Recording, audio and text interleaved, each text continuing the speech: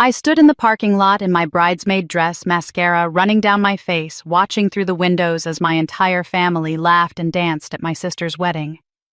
Security had just escorted me out of my own house, the house I'd bought with my life savings 5 years ago.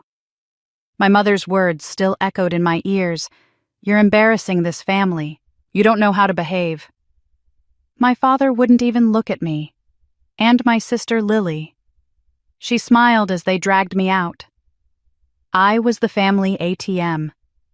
$2,500 a month I paid for their bills, their food, their comfortable life, and in return, they called me a freeloader, treated me like I was nothing, kicked me out of my own home in front of 100 guests. But here's what they didn't know. While they partied, I sat in my car and canceled every single bill, every utility, every subscription, every auto payment. Gone. Then I drove to the lake and waited for the sun to rise. That's when my phone buzzed. An email from the bank that made my blood run cold. Request for title transfer has been approved. Someone was trying to steal my house. And I had a pretty good idea who. What happened next? Let me tell you about the fake wedding, the $500,000 conspiracy, the FBI investigation, and the woman who'd been planning my destruction for 30 years. Because this story doesn't end with me crying in a parking lot. It ends with me standing in a courtroom watching everything burn. Stick with me.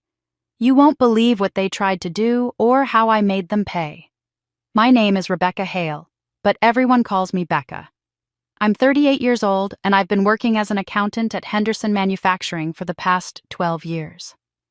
I never imagined my life would become a cautionary tale about family and money, but sometimes the universe has other plans. 5 years ago, I bought my first house. It was a modest 3-bedroom ranch on Maple Drive with a small backyard and cream-colored siding that needed a fresh coat of paint. Nothing fancy, but it was mine. I'd saved every penny for nearly 8 years, living in a cramped studio, skipping vacations, bringing lunch from home while my coworkers ordered takeout. The day I signed those papers, I sat in my car in the driveway and cried. This was supposed to be my sanctuary, the place where I'd finally build a life that belonged to me. Then the pandemic hit, and my parents needed help. Dad's pension couldn't cover the rent increase on their apartment, and Mom's hours at the library had been cut to almost nothing. When they called asking if they could stay with me for a few months, what could I say? They're my parents. Of course I said yes. That was 3 years ago. The few months turned into forever.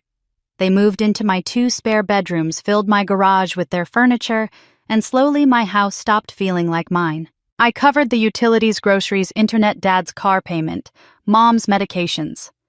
Every month, $2,500 disappeared from my account, sometimes more. My parents contributed $400 from Dad's pension, and even that came with complaints about how tight money was for them. I kept my head down and kept saving. $80,000 sat in my account money I'd been setting aside, with one dream: buying my own place someday. A small condo. Anywhere that felt like mine again. But that dream got further away every month, and nobody seemed to notice. Or care. My sister Lily, on the other hand, had everyone's attention. Lily is 10 years younger than me, and she's been the golden child since birth. Where I got lectures about responsibility, Lily got praised for her free spirit. When I brought home straight A's, Dad would grunt approval. When Lily barely passed her classes, Mom would celebrate her creative mind. I learned early that fairness wasn't part of the equation. I learned to be invisible. So when Lily announced her engagement to Grant Whitaker, I knew exactly how this would go. Grant comes from serious money. His mother, Victoria, owns Whitaker Properties, one of the biggest real estate empires in Ohio. The Whitakers are the kind of family that gets written up in the business section and invited to charity galas. Grant himself works for his mother's company, though from what I could tell his main qualification was being her son. The wedding was going to cost $150,000, all paid for by Grant's family. It was being held at the Riverside Hotel, the kind of place where even the air feels expensive. Lily had been planning for months, agonizing over every detail from the flower arrangements to the font on the menu cards. I helped where I could. I addressed invitations until my hand cramped. I picked up her alterations. I listened to endless conversations about whether the napkins should be ivory or champagne. I smiled and nodded and pretended I wasn't exhausted from working 10-hour days and then coming home to cook dinner for parents who barely thanked me. What nobody was talking about was that Lily was 4 months pregnant. I'd figured it out 6 weeks ago when she refused wine at Sunday dinner and made 3 trips to the bathroom in an hour. She hadn't announced it, probably wanting to keep the spotlight on the perfect wedding fantasy. Her dress was designed with enough structure to hide the small bump that was just starting to show. I didn't say anything. It wasn't my business, and honestly, I was tired of trying to matter in a family that had already decided I didn't. The rehearsal dinner was the night before the wedding, held in one of the hotel's private dining rooms. About 40 people gathered, and Grant's family took up half the space. They were all so polished, so confident, dressed in clothes that probably cost more than my monthly mortgage. I'd bought a new dress for the occasion, but standing in that room, I still felt like I was wearing the wrong thing. That's when I noticed Grant. Throughout the cocktail hour, every third sentence out of his mouth started with, "My mother taught me," or "My mother always says." He talked about her business acumen, her success, her wisdom. It was like Victoria Whitaker was a deity he'd been raised to worship. Something about it made my skin crawl, though I couldn't put my finger on why. I also noticed my father. He kept avoiding eye contact with me. Every time I moved toward him, he'd suddenly be deep in conversation with someone else or heading to the bar. It was like he couldn't stand to be near me. Mom was too busy fawning over Lily to even register my presence. And then there was Aunt Fran. She wasn't there. Aunt Fran is Mom's oldest friend, practically family. She'd been at every major event in our lives for as long as I could remember. When I asked Mom where she was, Mom's face tightened. She had something come up. Last minute. Don't make a fuss about it. But it felt wrong. Fran wouldn't miss Lily's rehearsal dinner unless something was seriously wrong. When dinner was served, I found my assigned seat. The little card in front of my plate read, "Family guest. Not Becca. Not sister of the bride. Not even my last name. Just guest." I looked up at the head table. Mom and Dad sat on either side of Lily and Grant, laughing at something Grant's father had said. Mom looked like she was glowing. Dad had his chest puffed out with pride. They looked like they belonged there, like they'd finally arrived at the life they'd always wanted. I sat down at my corner table with distant cousins I barely knew and tried to swallow the lump in my throat. For 3 years, I'd paid for everything. I'd given them a home when they had nowhere else to go. I'd sacrificed my savings, my dreams, my peace of mind. And here I was at my own sister's wedding, sitting in the back like a stranger they'd been obligated to invite. I picked at my dinner and watched my family celebrate at the head table. They never looked my way, not once. Sitting there in that corner, surrounded by the laughter and clinking glasses and joy that didn't include me, something inside me finally cracked. Not loudly.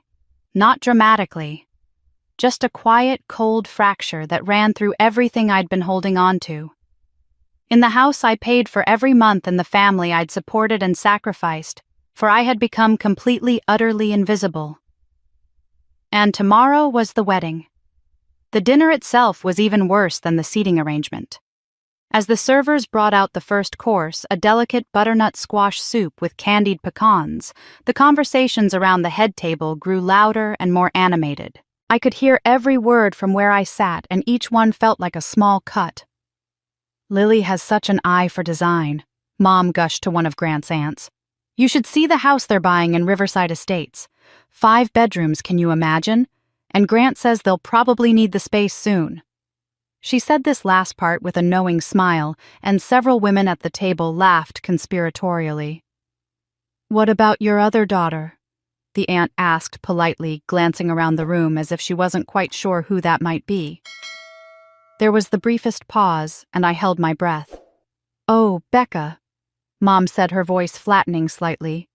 She's still doing her accounting work. Very steady, very practical. The way she said practical made it sound like a character flaw. She lives with us, actually. Helps out with the household. Helps out with the household. As if I were a live-in assistant rather than the person who owned the house and paid for everything in it. The aunt made a polite sound and the conversation moved on. Nobody asked any follow-up questions about me. Nobody seemed particularly interested. I stared down at my soup, unable to take another bite. My cousin Sheila, sitting across from me, leaned forward with a sympathetic smile that somehow made everything worse. "So, Becca, you're still living at home." She said it gently, but there was an unmistakable note of pity in her voice. I felt my face grow hot. "I own the house, actually. My parents live with me." "Oh." Sheila's eyebrows shot up. "Oh, that's nice of you, to take them in like that." "You still live with your parents, though?" her husband Tom asked, genuinely confused. "At your age." I wanted to explain.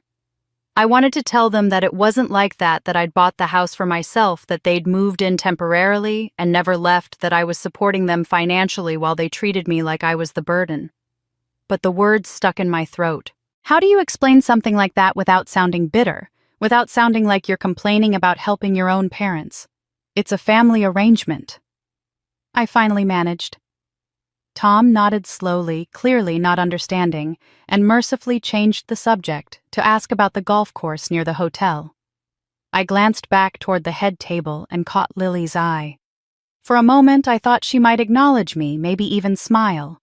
Instead, she leaned toward Mom and whispered something, and they both looked my way briefly, before turning back to their conversation.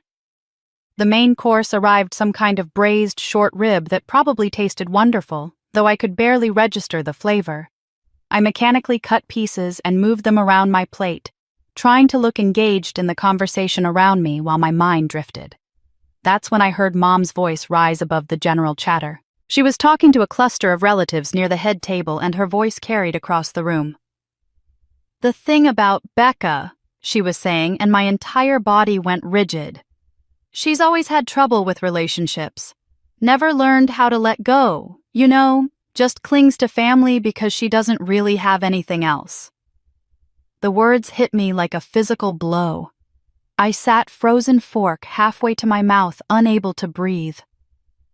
One of the relatives murmured something I couldn't hear, and Mom continued, her voice warm with the kind of concern that sounds caring but isn't.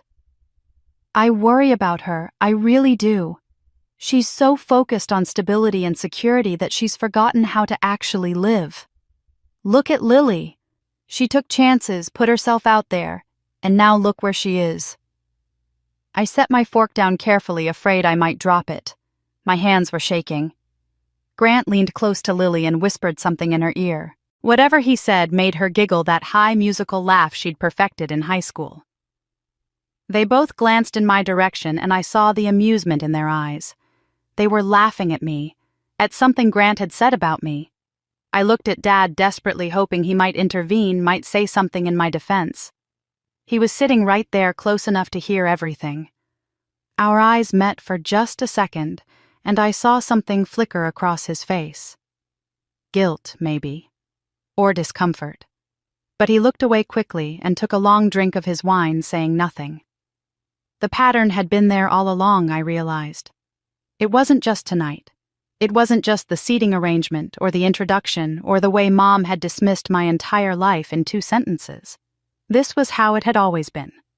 I was the reliable one, the boring one, the one who showed up and did what needed to be done while everyone else got to be celebrated for simply existing. I was the invisible daughter, the one they leaned on but never looked at.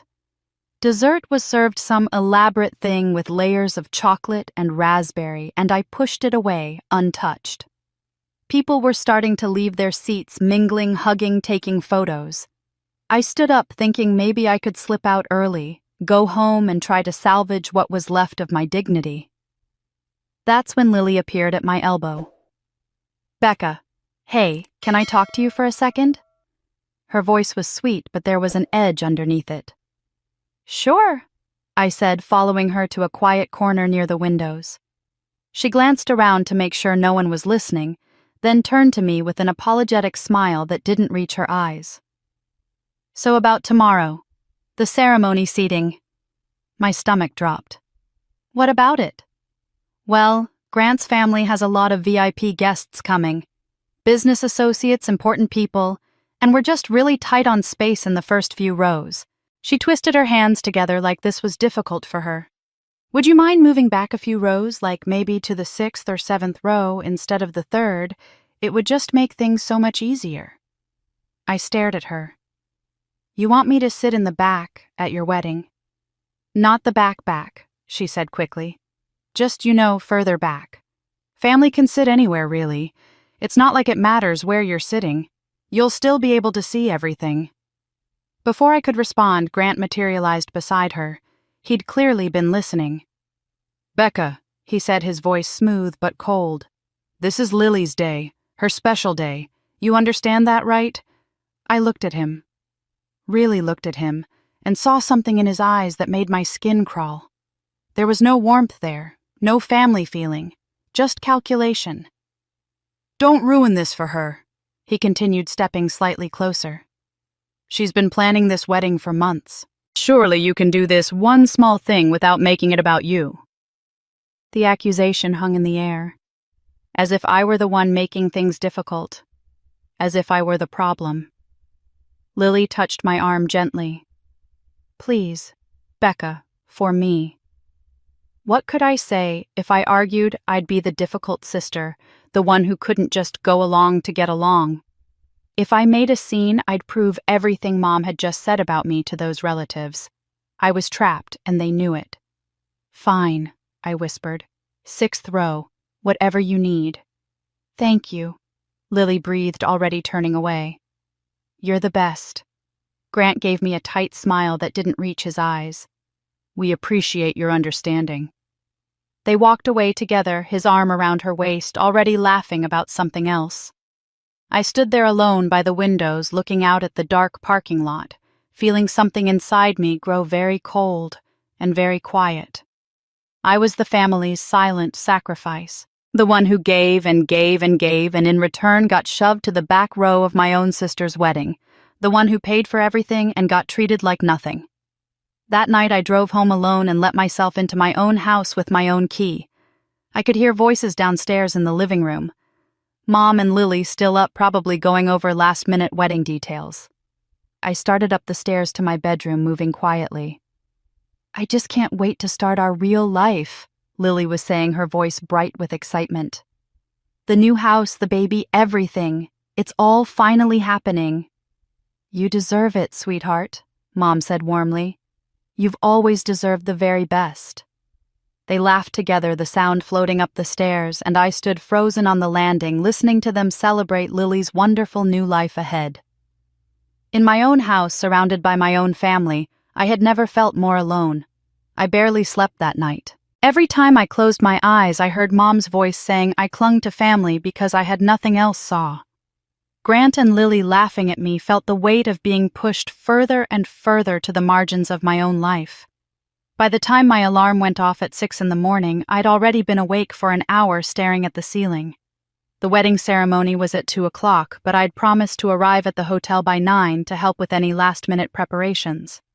Despite everything, I still showed up. That's what I do. I show up. The bridal suite was chaos when I arrived.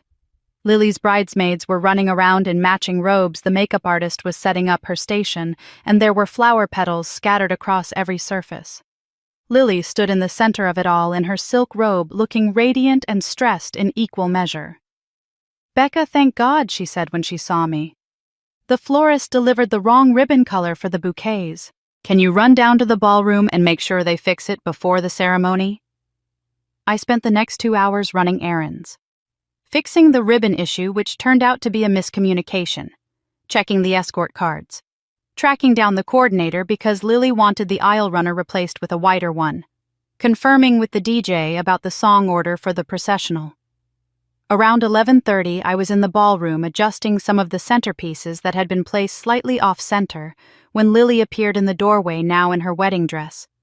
She looked stunning, the subtle beading catching the light, the layers of fabric artfully concealing what I knew was hidden underneath. "What are you doing?" Her voice was sharp, cutting through the quiet room. I turned around, genuinely confused. "Just straightening the centerpieces. A few of them were a little crooked. Why are you touching things?"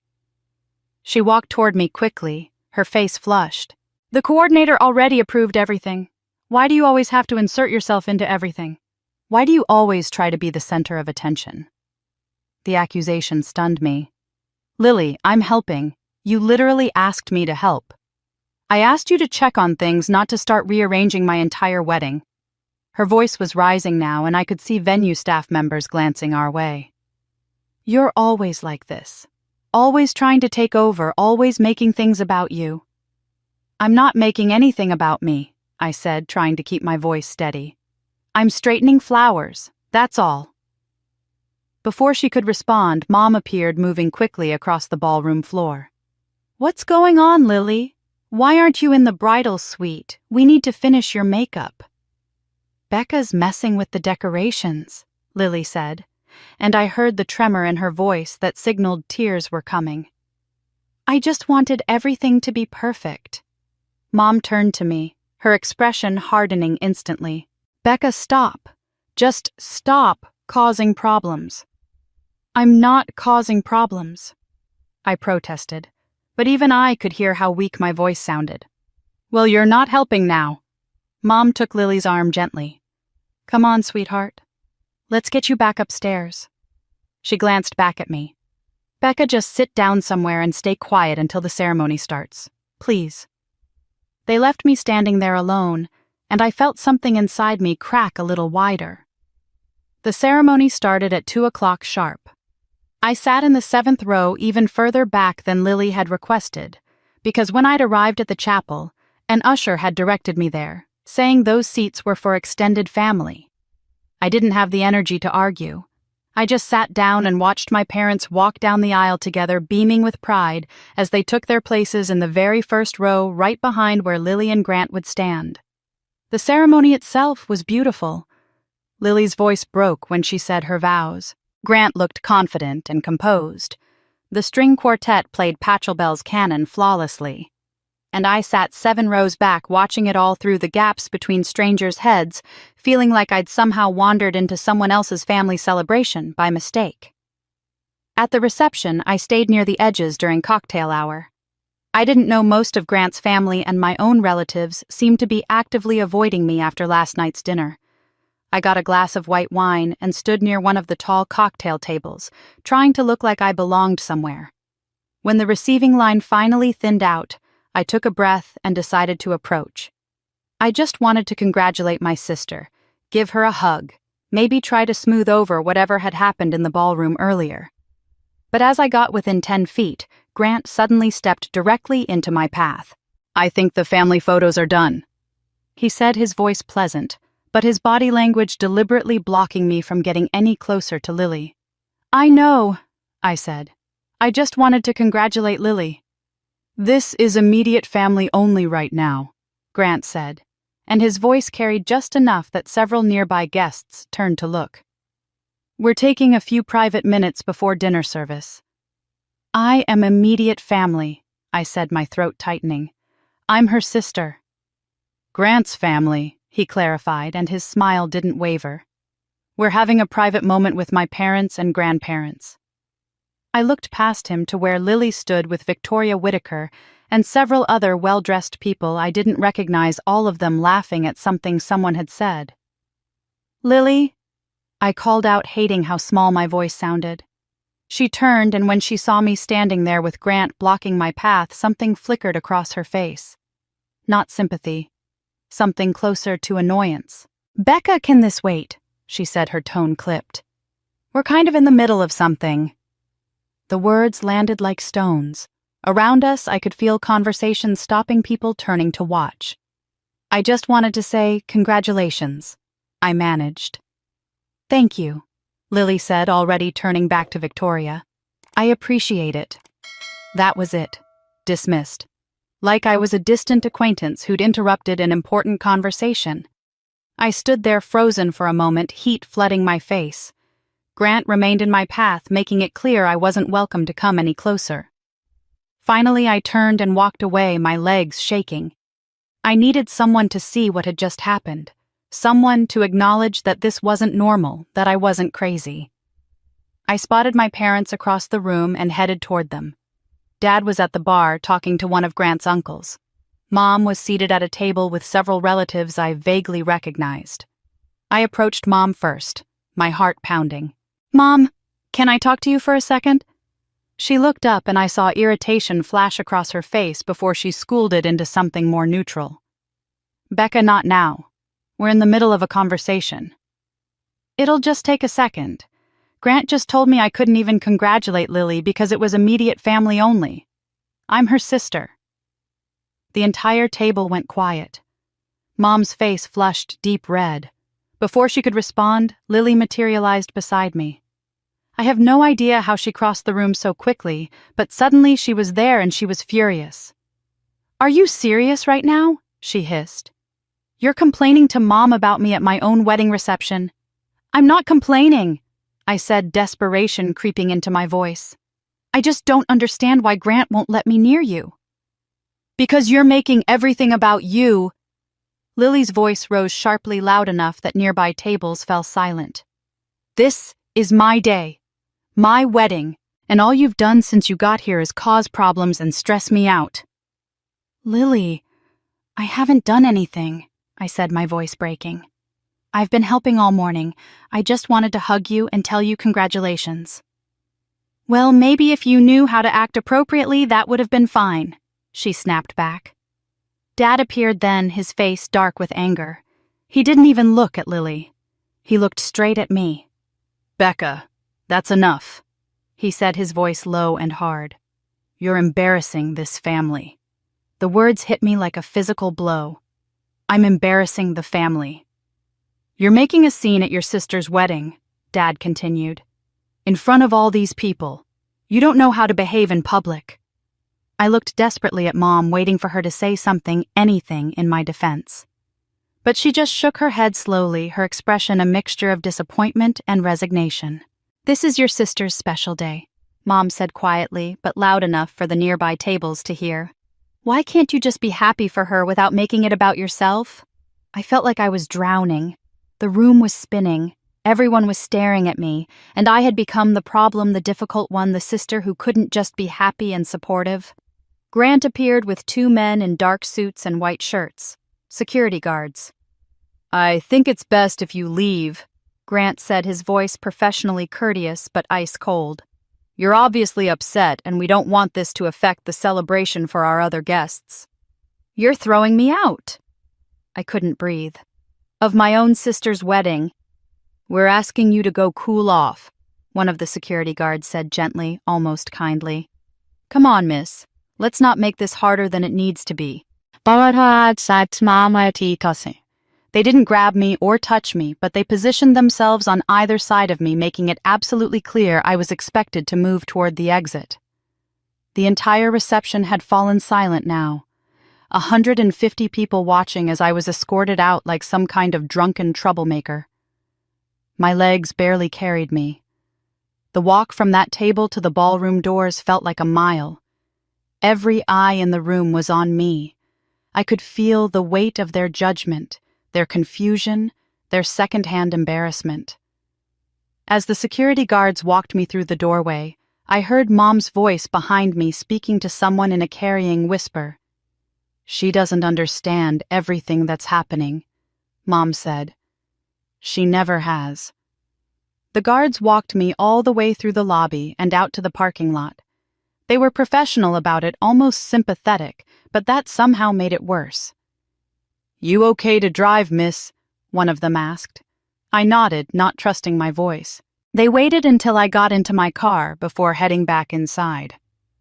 I sat there in the driver's seat, hands shaking, unable to turn the key. After a moment, I looked back at the hotel. The ballroom windows glowed warm and golden in the evening light. I could see silhouettes moving inside the party, clearly resuming now that the problem had been removed. My family was in there. My parents were in there, probably relieved that I was gone. Lily was in there dancing and celebrating, freed from my embarrassing presence. And I was out here, alone, cast out of my own sister's wedding. I thought about the house on Maple Drive, the house I'd bought with my own savings, the house I paid for every single month, the house where my parents slept in the beds I'd provided, ate the food I'd bought, watched the television I paid for. Standing there in that parking lot, watching the celebration continue without me, I realized something cold and clear. That house might not feel like my home anymore, but it was still mine. And maybe it was time everyone remembered that. I didn't go home. I couldn't face that house, couldn't walk through the door and see their things scattered everywhere, couldn't listen to them come home later and pretend nothing had happened. Instead, I drove to Mirror Lake, the same place I used to go as a teenager when life felt overwhelming. It was nearly dark by the time I pulled into the empty parking lot overlooking the water. I sat there for a long time with the engine off, watching the last light fade from the sky. My hands were still shaking. My face felt tight from dried tears. I kept replaying the moment the security guards had positioned themselves on either side of me, the sea of faces watching as I was escorted out. Mom's voice carrying across the silent room saying I didn't understand anything. Finally, when the shaking subsided enough that I could hold my phone steady, I opened my banking app. I needed to see it. I needed to understand exactly what I'd been giving them. I started with my main checking account, scrolling back through 5 years of statements. The pattern was there in black and white month after month, an endless stream of payments flowing out. Mortgage payment, of course, but that was mine. Then the utilities electric bill averaging $230 a month, water and sewer another $80, gas in winter, sometimes hitting $300. Internet and cable package another $150. Cell phone family plan that I'd added them to $120 for all 3 lines. Then there were the grocery expenses. I'd been using my debit card for all the household shopping since they moved in. $400 one week, $300 the next, sometimes more, if we needed to stock up on Dad's specific dietary requirements or Mom's preferred organic brands. I scrolled and scrolled, adding it up in my head, the numbers growing larger and larger. Car insurance for Dad's sedan because he couldn't afford to keep his policy active. His car payment $315 a month. The new transmission he'd needed last year, $1,800 that I'd put on my credit card. Mom's dental work that her Medicare didn't cover, $2,200. The new refrigerator when theirs broke, another $1,500. I opened the calculator app on my phone and started entering numbers. 5 years, 60 months. I calculated conservatively using lower estimates for the variable expenses, but even being generous, the number that appeared on my screen made my stomach clench. $153,000. I'd spent over $150,000 supporting my parents in 5 years. That was on top of the mortgage I was already paying on a house I'd bought for myself. That didn't even include the smaller things, the dinners out where I always picked up the check, the Christmas gifts I bought for them, to give to Lily the gas money I'd slipped to Dad when he mentioned the tank was low. They'd contributed their $400 a month, which over 5 years amounted to $24,000. Less than a sixth of what I'd paid. Less than what some people pay in rent for a single year. And tonight, they'd stood by and watched me get thrown out of a wedding. They'd called me embarrassing. They'd acted like I was the problem. I sat there staring at that number until my eyes burned. $153,000. That was the price of being invisible, apparently. The cost of being taken for granted. My phone buzzed with a text message and I almost didn't look at it, but the name on the screen caught my attention. Lily. I opened it and the words on the screen made something hot and sharp twist in my chest. Thanks for everything, sis. Now Mom and Dad can finally relax, knowing I'm taken care of. That was it. No apology for what had happened. No acknowledgement that I'd been humiliated and thrown out. Just thanks for everything, like I was a vendor who'd provided a service. I closed out of the text and opened my banking app again, this time navigating to the joint checking account Mom had asked me to open 2 years ago. She'd said it was for family emergencies, a place where we could all contribute and pull from if someone needed help. I'd been depositing $200 a month into it, thinking it was building a safety net for all of us. The balance was $347. It should have been close to $5,000 by now. I scrolled through the transaction history and my chest tightened with each entry I saw. A withdrawal for $5,000 6 months ago marked family expense in the memo line. I'd never approved that. I'd never even known about it. Another withdrawal for $3,000 4 months ago. Another for $7,500 just 3 weeks ago, right before the wedding. The deposits were all mine. Every single one. And the withdrawals were all marked family expense, with no detail, no explanation, no request for permission.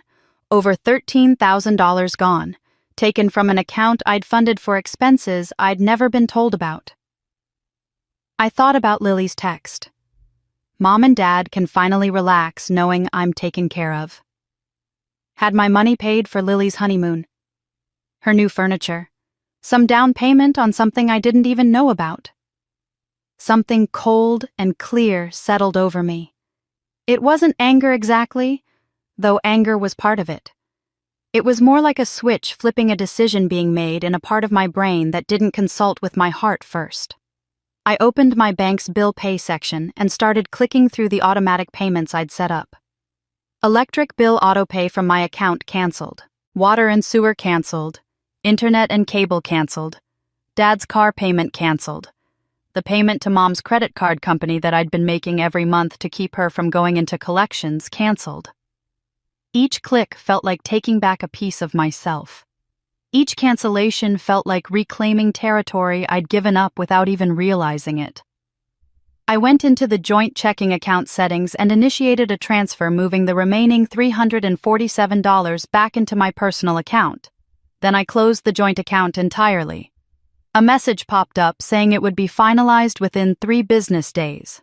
Good. Let it be finalized. Let it be done. My phone's browser was still open and I typed in 4 words. Property rights lawyer near me. Several results came up. I clicked on the first one, a firm called Kemp & Associates, and read through their website. Real estate law property disputes title issues. They had good reviews. I bookmarked the page. It was almost midnight now. The parking lot was completely dark except for the glow from my phone screen. I sat there for a while longer, looking out at the black water, feeling strangely calm. Empty maybe, but calm. I'd given them everything. My house, my money, my time, my energy. I'd made myself small and quiet and convenient. I'd been the dutiful daughter, the helpful sister, the invisible one who held everything together while everyone else got to shine. And they'd thrown me out like garbage. I started the car and began the drive home. My home. The house with my name on the deed, my money in the mortgage, my furniture in the rooms. They were guests in my house, I realized. They'd always been guests. I'd just forgotten that somewhere along the way. When I pulled into the driveway at 12:30, all the lights were off. They weren't home yet. Still at the reception, probably celebrating Lily's perfect day. I let myself in quietly and went straight to my bedroom. I plugged my phone in to charge and lay down on top of the covers, still in my dress from the wedding, too exhausted to change. I must have fallen asleep eventually because I woke to early morning light filtering through the curtains and my phone buzzing on the nightstand. I reached for it groggily, expecting maybe a notification from my bank confirming the account closure. Instead, what I saw made me sit bolt upright, my heart suddenly pounding. It was an email from First National Bank, the bank that held my mortgage. The subject line read, "Property Title Transfer Request. Action Required." With shaking hands, I opened it. "Dear Ms. Hale, this is to inform you that a request for title transfer on the property located at 847 Maple Drive has been approved pending final verification. As the current title holder, you have 30 days to respond to this request or submit documentation disputing the transfer. Please contact our office immediately if you did not authorize this action." I read it 3 times, my brain struggling to process the words. Someone was trying to take my house, and according to this email, they'd already gotten approval. My hands were shaking so badly I almost dropped the phone. I read the email again, forcing myself to focus on the details. The date stamp at the top caught my eye and my stomach dropped even further. The email had been sent this morning, but the request itself had been filed 6 weeks ago. 6 weeks. That was mid-April. The wedding had been 2 days ago in early June, which meant someone had filed paperwork to steal my house a full month and a half before Lily even walked down the aisle. This wasn't some impulsive revenge after I'd been thrown out. This had been planned from the beginning. I sat there on my bed still in yesterday's dress trying to process what that meant. Grant had been planning to take my house since before the rehearsal dinner, before I'd been seated at the back table before any of the humiliation had even happened. Maybe that was why they'd treated me the way they had. Maybe they'd already decided I was disposable.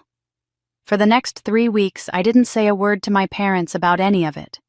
Not about the canceled bills, not about the closed joint account, not about the email from the bank.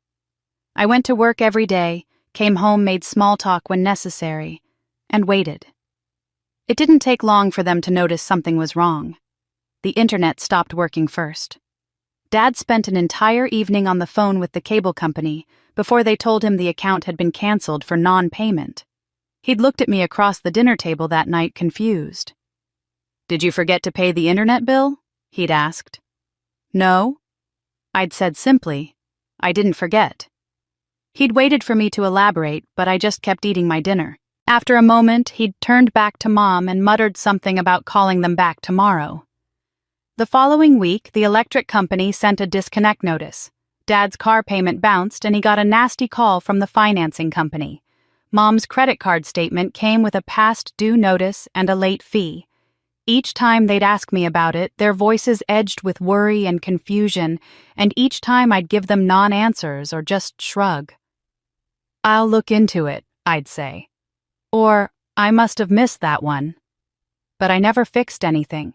I never called anyone back. I just watched them grow more and more anxious. Meanwhile, Lily and Grant were in Bali. Her Instagram feed was an endless stream of pristine beaches, infinity pools, and sunset dinners. Grant with his arm around her, both of them glowing and beautiful, living their best life, while I sat at home watching my family slowly realize that something fundamental had shifted. They never asked me directly what was happening. Not really. I think they were afraid of the answer. On Monday morning of the 4th week after the wedding, a thick envelope arrived by certified mail. My name was on it, return address, First National Bank. I had to sign for it, and the mail carrier had given me a sympathetic look as he handed over the electronic signature device. Inside was a formal letter on bank letterhead, along with several photocopied documents that made my blood run cold. "Dear Ms. Rebecca Hale," the letter began. "This correspondence serves as official notification that a title transfer request for the property located at 847 Maple Drive, Ohio, has entered final verification stage. The transfer would convey ownership from Rebecca Ann Hale to Grant Thomas Whitaker, pending review of submitted documentation." My eyes scanned down to the list of documents that had been submitted. Quitclaim deed, dated and notarized. Affidavit of family relationship. Supporting financial documentation, and at the bottom of the list, something that made no sense at all. Certificate of marriage. I pulled out the photocopies. The quitclaim deed looked official, complete with what appeared to be my signature at the bottom. Except I'd never signed it. I'd never even seen it before. The signature was close to mine, but not quite right. The loop on the R was too wide, the tail on the final E too short.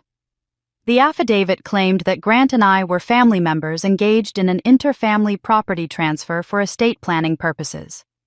It was notarized by someone named Robert Chen with an official-looking stamp and seal. But it was the marriage certificate that truly shocked me. It was a photocopy of an Ohio marriage certificate, and it listed the parties as Grant Thomas Whitaker and Rebecca Ann Hale. The date was from 3 years ago. The signatures looked roughly like ours. The county seal appeared legitimate. I stared at it for a long time, my brain struggling to make sense of what I was seeing. Grant hadn't married me 3 years ago. He'd just married Lily 2 days ago. How could there be a marriage certificate with my name on it? I grabbed my laptop and did a quick search for Ohio marriage records.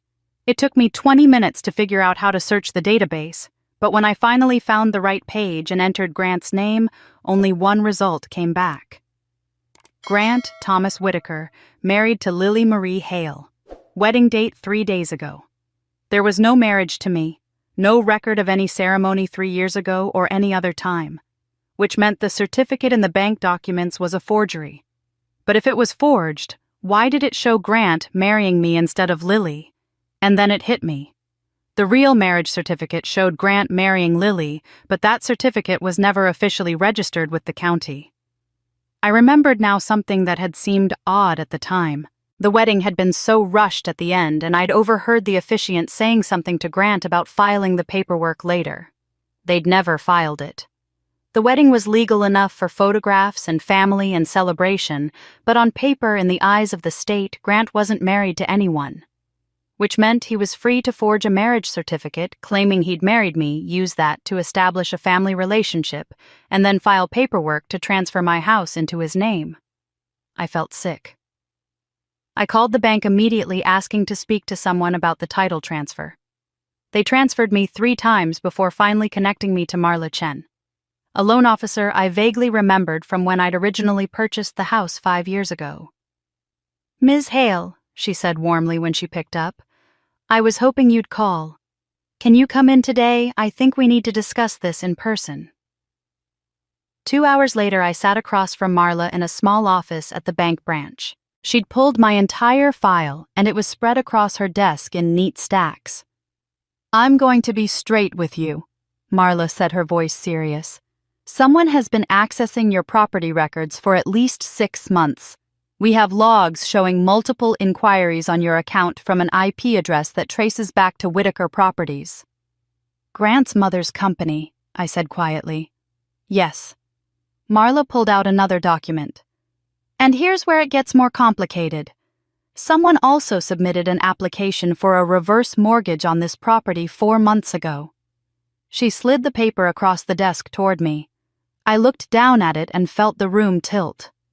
There at the bottom were 2 signatures I recognized immediately, my father's cramped handwriting, my mother's looping script. "Your parents tried to take out a reverse mortgage on your house," Marla said gently, "using forged documents claiming they had an ownership interest in the property." I couldn't breathe. I couldn't think. The room seemed to be closing in around me. "The application was flagged because we have you listed as sole owner," Marla continued. "But Ms. Hale, I need you to understand something. Someone has been building a case to take this house from you for months. This is systematic. This is fraud. And your family is involved."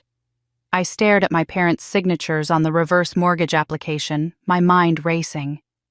"I don't understand," I said, my voice barely above a whisper. "Why would they do this?" Marla leaned back in her chair, her expression sympathetic but professional. "Let me walk you through what happened based on what we've been able to piece together. About 4 months ago, a man identifying himself as a senior financial advisor from Whitaker Financial Services contacted your parents." "Whitaker Financial Services," I repeated. "That's Grant's mother's company." "A subsidiary, yes. Though we've since learned that Grant was operating somewhat independently." Marla pulled out a folder with several printed emails. "He told your parents he was conducting outreach to seniors in the community about a special government assistance program. The program was supposedly designed to help elderly homeowners access equity without monthly payments or tax consequences." My stomach turned.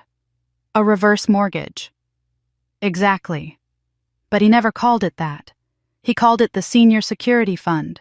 He made it sound like free money from the government, a benefit they were entitled to as retirees over the age of 62. Marla's voice held barely concealed anger. "He told them they'd receive $300,000 in cash, no strings attached, no repayment required during their lifetime." "But that's not how reverse mortgages work," I said. "The bank gets the house when they die to repay the loan." "Your parents didn't understand that part. Or if Grant explained it, he did so in a way that made it sound inconsequential." Marla flipped through more papers. "What he didn't tell them, or what they didn't understand, is that reverse mortgages can only be taken out by the property owner. Your parents don't own your house, you do. So how did he plan to make this work? That's where the fraud comes in. Marla pulled out another set of documents, these ones looking more official with county seals and legal language. Grant submitted what appeared to be a quitclaim deed dated 3 years ago, supposedly transferring partial ownership of the house from you to your parents. He claimed it was part of family estate planning, that you'd given them a percentage of ownership to help with their tax situation. I felt my hands clenching into fists. I never signed anything like that. We know. We flagged it immediately because we had no record of any such transfer, and more importantly, you're current on your mortgage. Any transfer of ownership would have required our approval and a formal assumption process. Marla's expression darkened. But Grant had created a remarkably convincing paper trail.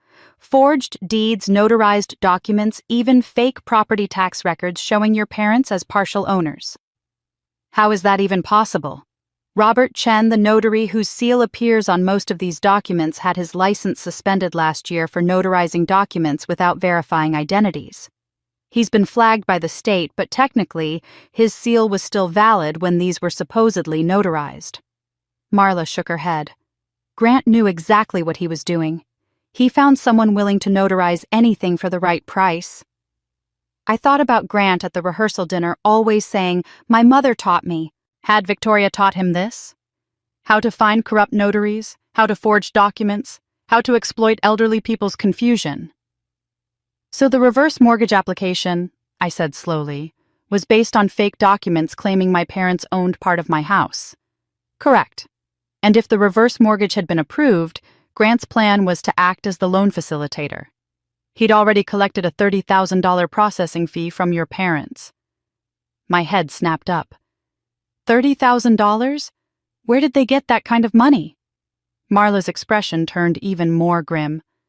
From the joint checking account you shared with your mother, the large withdrawals you saw, those were cash advances your mother took against a credit card Grant helped her open. She thought she was investing in the processing of their government benefit. The $13,000 from the joint account, the mysterious withdrawals marked family expense. It had been going to Grant payment for a service that was nothing but fraud. Your parents are victims here, Marla said gently. I want to be clear about that. They were manipulated by someone who knew exactly how to exploit their financial anxieties and their trust in family. But they signed the papers, I said, my voice breaking. They tried to use my house as collateral without telling me. They did. But look at this. Marla slid one more document across the desk. It was a page from the application, a section for additional notes and purpose of loan. There, in my father's distinctive cramped handwriting, were the words, "For Lily's baby. Emergency fund. Rebecca has approved for family planning." I stared at those words until they blurred. For Lily's baby. They'd been trying to help my sister, and they'd believed Grant when he told them I'd already approved it. Did Grant tell them I knew? I asked. According to the notes our fraud investigator pulled from Grant's emails, yes. He told your parents that you'd already agreed to this arrangement, but that you were too busy with work to handle the paperwork yourself. He said you'd asked him to coordinate everything as a favor to the family. A favor to the family, while he was actually setting up an elaborate scheme to steal my house. Here's how it would have worked, Marla continued. The reverse mortgage gets approved based on the fraudulent ownership documents. $300,000 gets disbursed. Grant takes his $30,000 in fees plus whatever additional percentage he'd negotiated with the lender. Your parents get some amount of cash, probably not the full amount they were promised, and then within a few months Grant files for foreclosure. Foreclosure, why? Because reverse mortgages have very specific rules. If the property is not the primary residence of the borrower, the loan becomes immediately due. Grant could claim your parents had moved out, that they'd violated the terms, and force a sale of the property. The house gets sold, the reverse mortgage gets paid off, and Grant makes sure he's positioned to buy it at auction through one of his mother's shell companies. The full scope of it hit me like a wave. He was going to take my house, sell it, and keep the profit. Most likely, yes. And by the time you figured out what had happened, he'd be long gone with the money. Marla folded her hands on the desk. Ms. Hale, I've worked in banking for 23 years. This is one of the most elaborate elder fraud schemes I've ever seen. And it almost worked. Almost? The reverse mortgage was flagged by our fraud detection system because the ownership documents didn't match our records. We put a hold on the application and started investigating. That's when we discovered all the other pieces: the forged quitclaim deed, the fake marriage certificate, the systematic access to your property records. So the reverse mortgage was never approved? No, it's been frozen pending a fraud investigation. Marla's phone, which had been sitting face down on her desk, suddenly lit up and began vibrating. She glanced at it, and I saw her face go pale. "Excuse me," she said, picking it up. "This is the fraud alert line. I need to take this." She answered, listened for a moment, and her expression shifted from serious to alarmed. "When just now? And what was the requested amount?" My heart started pounding. I watched Marla's face as she listened, saw her jaw tighten, saw her eyes flick to me with something that looked like warning. "Lock it down immediately," she said into the phone. "I don't care what authorization he claims to have. Freeze the account and flag it as active fraud. I'm sitting with the account holder right now." She listened for another moment. "Yes, I understand. Pull the security footage. I want to know if he's still in the building." She hung up and looked at me, her expression grave. "Becca," she said carefully, "Grant Whitaker just attempted to access your home equity line of credit. He's at our downtown branch right now claiming to have power of attorney to make withdrawals on your behalf. He's trying to pull out $250,000. The room seemed to tilt. "Right now, he's doing this right now. He just walked in 15 minutes ago with what he claims is documentation giving him authority over your accounts." Marla was already standing gathering papers. "He told the teller he needed emergency funds for medical expenses related to your father's health crisis. He has forged documents, Becca, and he almost got the money." My phone was in my hand before I even realized I'd reached for it. My fingers were shaking as I pulled up my security app, the one connected to my home cameras. I'd installed them 2 years ago after a break-in scare in the neighborhood. The live feed loaded, showing my empty living room. I switched to the driveway camera. Grant's pickup truck was parked in my driveway. Right now. While I was here at the bank, he was at my house. "He's making his move," I whispered. "He's doing it right now." Marla was already reaching for her office phone. "I'm calling the police," she said. "And Becca, don't go home alone. This man is desperate, and desperate people are dangerous." Marla made 3 phone calls in rapid succession while I sat frozen in my chair watching Grant's truck on my phone screen. First to the police reporting attempted fraud and possible trespassing. Second to the downtown branch confirming they'd denied Grant's withdrawal request and detained him with security. Third to someone whose name I didn't catch, her voice clipped and professional, saying words like elder fraud and pattern of predatory behavior. When she hung up, she pulled a business card from her desk drawer. "Nora Kemp," she said, sliding it across to me. "She's a real estate attorney who specializes in cases like this. Elder fraud, property theft, title disputes. I've worked with her before. She's aggressive, and right now that's exactly what you need." I took the card with shaking hands. The name was printed in bold letters, Nora Kemp Esquion, with a downtown office address and phone number. "Call her right now," Marla said. "Tell her I referred you. Tell her everything we just discussed. And Becca..." She leaned forward, her expression intense. "Don't go home until you talk to her. I mean it." I called from Marla's office. Nora Kemp answered on the second ring, her voice brisk and businesslike. When I mentioned Marla's name and started explaining what had happened, her tone shifted immediately to focused attention. She asked pointed questions, took notes.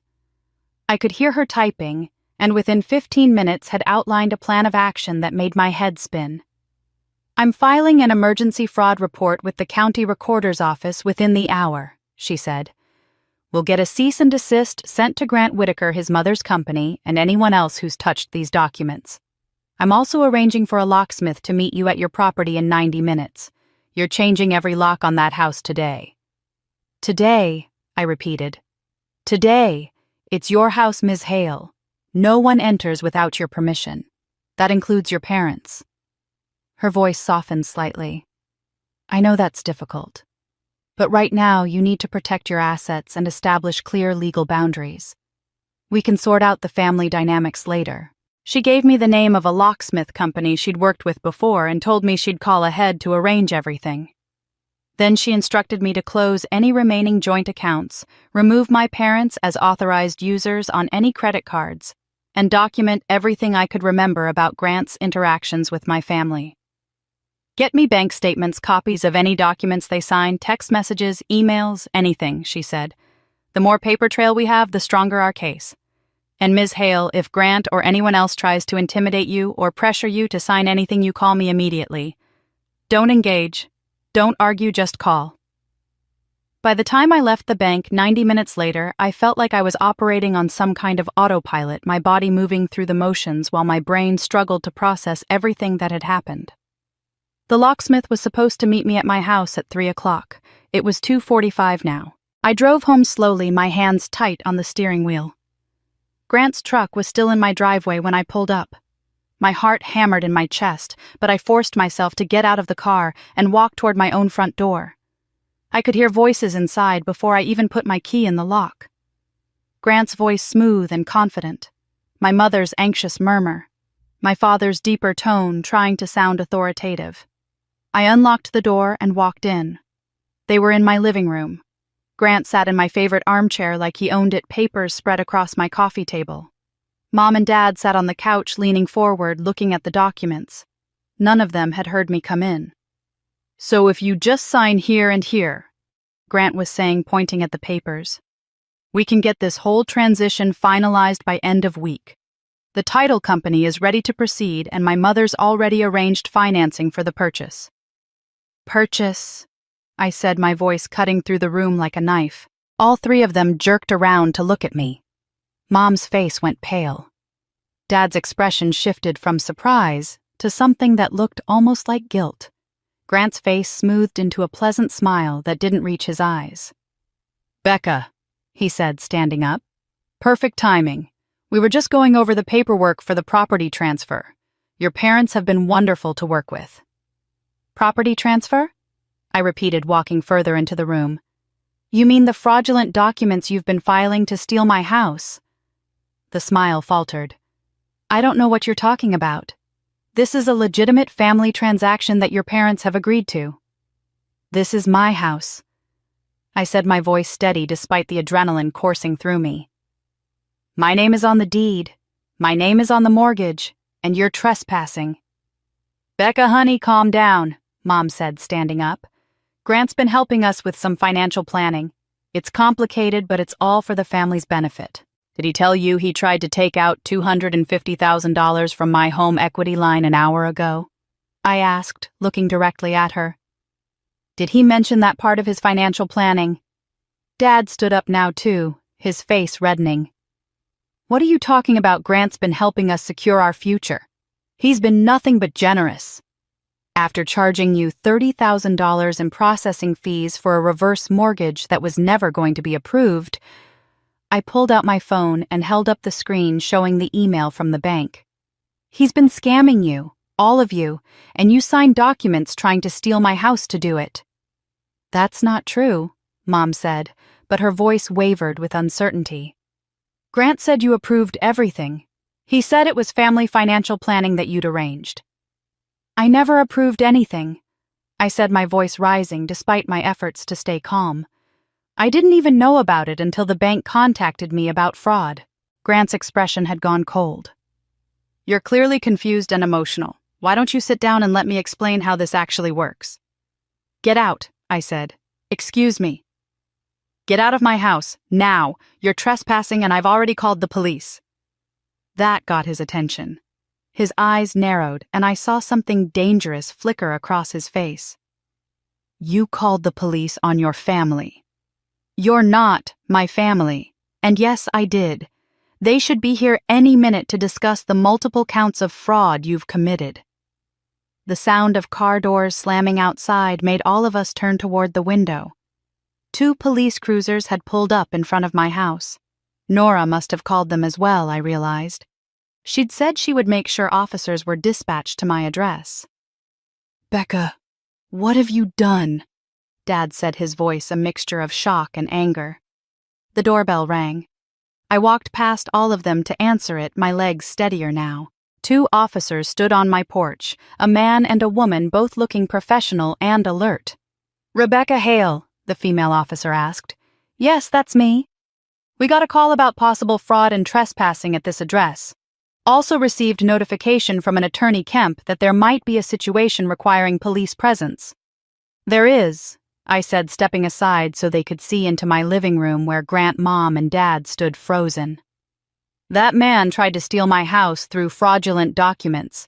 He's been running an elder fraud scheme targeting my parents, and right now he's in my home without my permission." The officers stepped inside. Grant immediately put on his pleasant, reasonable expression. "Officers, there's been a misunderstanding. I'm engaged to this woman's sister. We're family. This is just a family disagreement about property arrangements."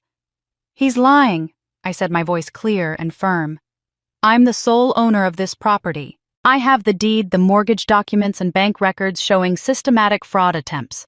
My attorney has filed multiple reports, and I'm asking him to leave my home immediately." The male officer looked at Grant.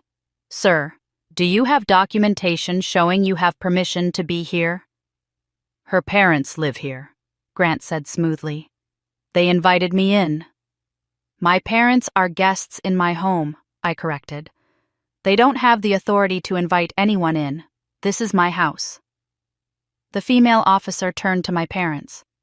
"Is this your property?" Mom opened her mouth, then closed it again. Dad looked at the floor. Neither of them answered. "It's my property," I said. "Would you like to see the deed?" I pulled up the document on my phone, the digital copy I kept in my email. The officer examined it, checked my ID against the name on the deed, and nodded. "Mr. Whitaker, you need to leave," she said. "This is private property and the owner is asking you to go." "This is ridiculous," Grant said, but he was gathering his papers from the coffee table. "You're making a huge mistake, Becca. My mother is not going to be happy about this." "Your mother is named in the fraud reports," I said quietly. "I'd suggest she gets a good lawyer." Grant's face went dark. He walked past me toward the door, and as he passed, he leaned in close enough that only I could hear. "You have no idea what you've just done to yourself," he whispered. Then he was gone, the door slamming behind him. The officers stayed for another 20 minutes, taking down information, giving me a case number, explaining the process for filing charges. Through it all, my parents stood in the living room looking smaller and older than I'd ever seen them. When the police finally left, I turned to face Mom and Dad. I pulled a folded envelope from my purse, one I'd prepared that morning after talking to Nora. "This is a revocation of occupancy," I said, holding it out. "You have 30 days to find somewhere else to live." Mom's hand flew to her mouth. "Becca, no, please. We made a mistake, but we're your parents." "You tried to steal my house," I said, my voice breaking despite my efforts to stay strong. "You signed documents, you took money from Grant, you believed him instead of even asking me. You threw me out of a wedding and called me embarrassing, and all along you were planning this." "We didn't know," Dad said, finally meeting my eyes. "We thought you'd approved it. We thought we were helping Lily. By giving Grant $30,000, by signing fraud documents. How is any of that helping anyone?" Neither of them had an answer. I set the envelope on the coffee table. 30 days, I repeated. Then I turned and walked toward my bedroom, needing to be alone, needing to breathe, needing to not look at their faces anymore. I'd almost reached the stairs when Dad's voice stopped me. "You don't know the half of the truth, Becca." His voice was hoarse, defeated. "You don't know what we've been protecting you from all these years." I turned back to look at him. "Protecting me, is that what you call this?" He shook his head slowly, and I saw tears in his eyes for the first time I could remember. There are things about this family you don't understand. Things about where you came from. Things we should have told you a long time ago. What are you talking about? But he just shook his head again and turned away. 30 days, he said quietly. We'll be gone in 30 days. I stood there watching them walk toward their bedroom, feeling like the ground had shifted beneath my feet once again. What didn't I understand? What had they been protecting me from? And why did I get the feeling that everything I'd just uncovered was only the beginning? The video appeared 2 days later. I was at work trying to focus on a spreadsheet that refused to balance when my phone started buzzing incessantly. Text after text from numbers I didn't recognize. Notifications from Facebook, Instagram, even LinkedIn. I picked up my phone confused and saw that someone had tagged me in a post that was being shared over and over. It was Lily. She sat on what looked like a hotel bed, her face puffy from crying, her hand resting protectively on her small baby bump. The video had clearly been filmed on her phone, the lighting slightly off, giving it that raw, authentic feel that made people believe they were seeing something real and unfiltered. I don't usually do this, she said, her voice breaking. I don't usually air family problems online, but I'm desperate and I don't know where else to turn. She wiped at her eyes and I could see her hand was shaking. My sister Becca just kicked our elderly parents out of their home. She gave them 30 days to leave. They're in their 60s, they have nowhere to go, and she doesn't care. My stomach dropped. My parents took her in after she lost her job years ago. Lily continued, the lies flowing smoothly. They supported her, helped her get back on her feet, gave her a place to stay. And now that they need help, now that they're getting older and need family support, she's throwing them out on the street. Her voice rose with emotion. She's angry because I got married, because I found happiness, and she's taking it out on Mom and Dad. The video went on for another minute, Lily begging anyone who saw it to please share. Please help, please pray for her parents who had nowhere to turn. She gave the impression of someone at the end of her rope, a desperate daughter watching her family fall apart. The view counter was already at 50,000 when I watched it. By the time I set my phone down, it had climbed to 52,000. Within an hour, my Facebook profile was flooded with comments from people I'd never met. You should be ashamed of yourself. What kind of daughter does this to her own parents? I hope karma comes for you. Someone had found my work email and sent a message saying I was a disgrace to my profession. My Instagram was worse, filled with angry face emojis and people calling me every cruel name they could think of. I made everything private and put my phone face down on my desk, trying to breathe. Becca. My coworker Sandra was standing at my cubicle entrance, her expression uncomfortable. Can I talk to you for a second? We went to the break room and she showed me her phone. The video had been shared in our church's Facebook group. People I'd known for years, people I'd served on committees with, were commenting with shock and disappointment. The pastor's wife had written, "Praying for this family during this difficult time." I just wanted you to know, Sandra said quietly, in case you hadn't seen it. Thanks, I managed. That afternoon, my boss called me into his office. Richard was usually friendly, but today his expression was strained. Becca, I've gotten some calls, he said, not quite meeting my eyes. Clients asking about you, about a video they saw. I told them it was a personal matter, but... He trailed off, clearly uncomfortable. Maybe you should take some personal time, just until this blows over. Give things a chance to calm down. You're suspending me. Not suspending. Just suggesting some time off might be beneficial, for everyone. I took the rest of the week off, which felt less like a choice and more like being pushed out the door. At home, things got worse. My next-door neighbor, Carol, who'd always waved cheerfully when she saw me now, looked away when I pulled into my driveway.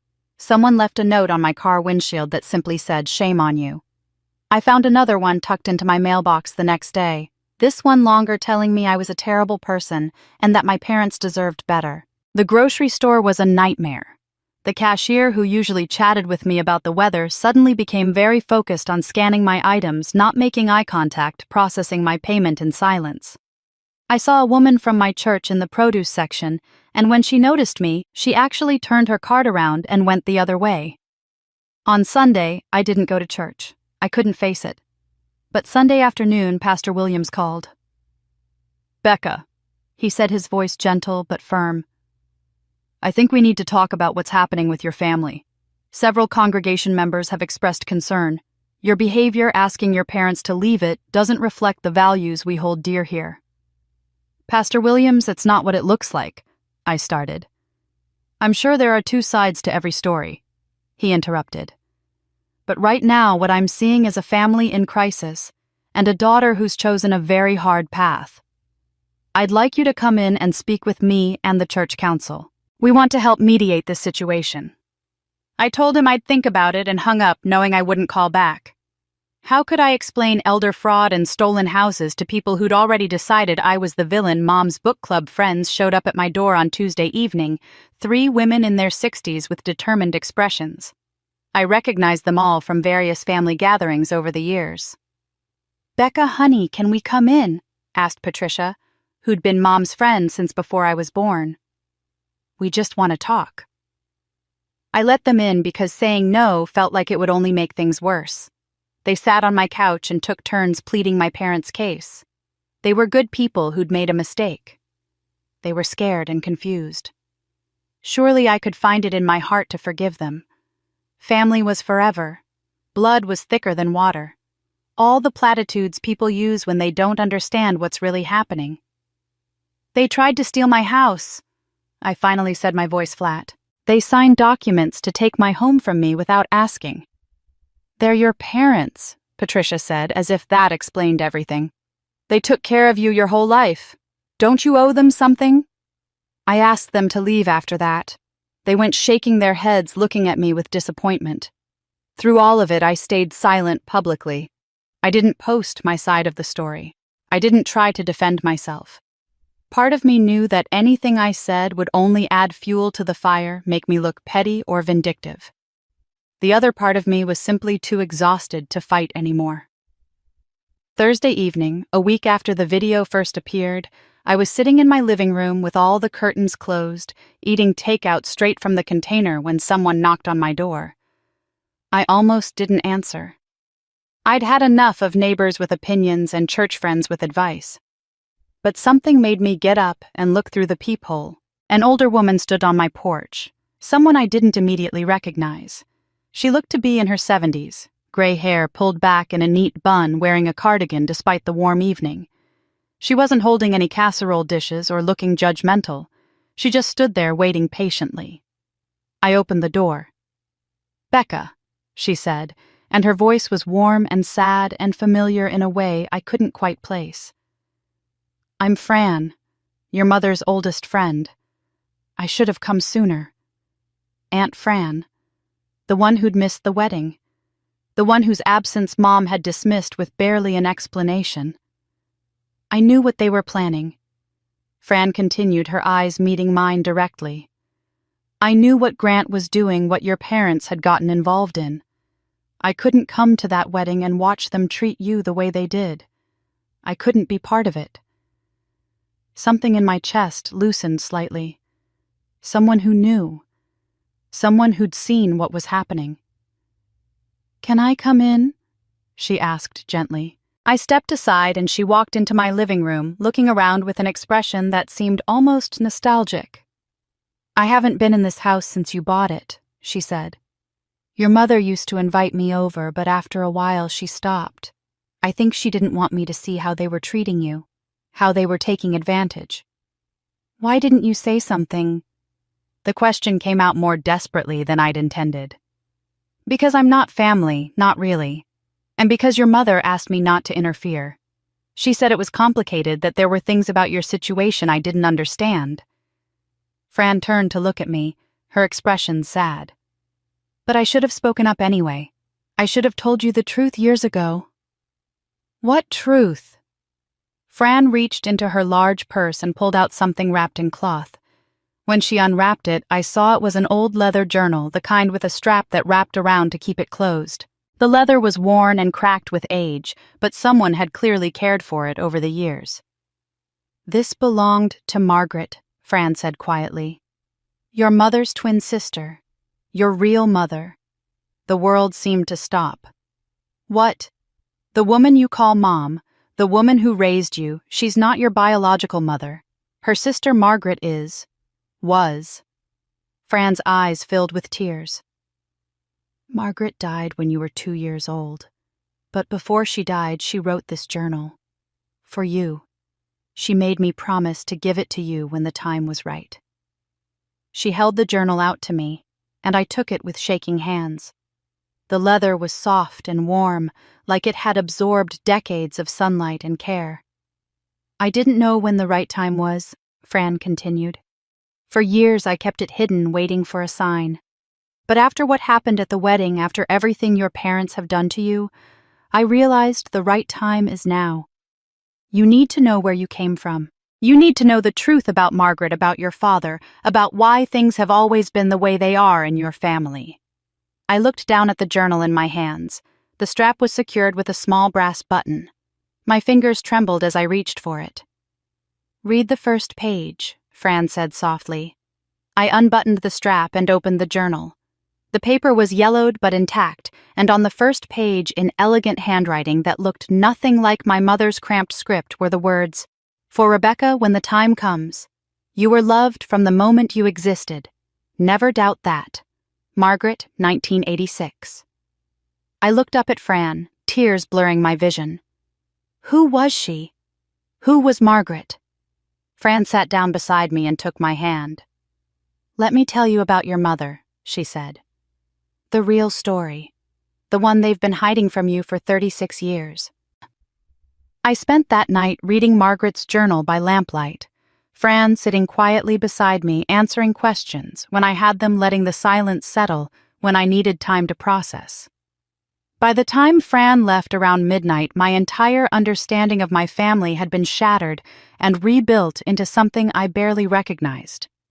But I still had gaps in the story that the journal hadn't filled, and I still had Grant and Victoria to deal with. The next morning, I called Nora Kemp's office and scheduled an emergency meeting. Her secretary fit me in for 11 o'clock, and I arrived early. Margaret's journal tucked carefully in my bag like a talisman. Nora's office was downtown, occupying the corner suite of a renovated brick building. She was in her early 50s with sharp eyes and graying hair pulled back in a no-nonsense ponytail. When I walked in, she was on the phone, but she gestured for me to sit and wrapped up the call within seconds. "Ms. Hale," she said, hanging up and immediately giving me her full attention. "Marla told me you've had quite the week. Before we dive into strategy, I need to show you something I've uncovered about Grant Whitaker." She opened a thick file folder on her desk and pulled out several documents. "I've been doing background research since you hired me. Grant Whitaker has attempted variations of this exact scam at least 4 times before in 3 different states, Kentucky twice, Indiana once, Michigan once. Always the same pattern. He identifies families where an adult child owns property and elderly parents are financially vulnerable. He poses as a financial advisor, convinces the parents to sign reverse mortgage documents, collects processing fees, and then disappears before anyone realizes they've been defrauded." 4 times, I said, my voice weak. "How is he not in prison?" "Because he's careful. He moves between states, uses different aliases for the financial advising business, and he never stays in one place long enough for victims to build a case against him. By the time people realize what happened, he's gone." Nora leaned back in her chair. "But this time is different. This time he stayed. He married your sister, he's still in Ohio, and he's left a paper trail a mile long. That tells me something changed." "What changed?" "That's what we need to figure out. My theory is that this scam got more personal than the others, or someone more powerful than Grant is calling the shots." She pulled out another document, this one showing a property ownership database. "Which brings me to Victoria Whitaker." The screen showed a list of properties addresses scrolling down the page. Nora highlighted several entries. Victoria owns 47 properties across Ohio and Kentucky. Commercial real estate, residential rentals, a few development projects. On paper, she's worth about $23 million. On paper, I caught the emphasis. On paper. In reality, 15 of those properties currently have liens or foreclosure notices against them. She's over-leveraged, overextended, and her empire is collapsing. She needs a significant cash infusion, and she needs it fast. Nora tapped the screen. Your house, if sold quickly at market value, could bring in $400,000, enough to stop several foreclosures and buy her some breathing room. The pieces were clicking into place.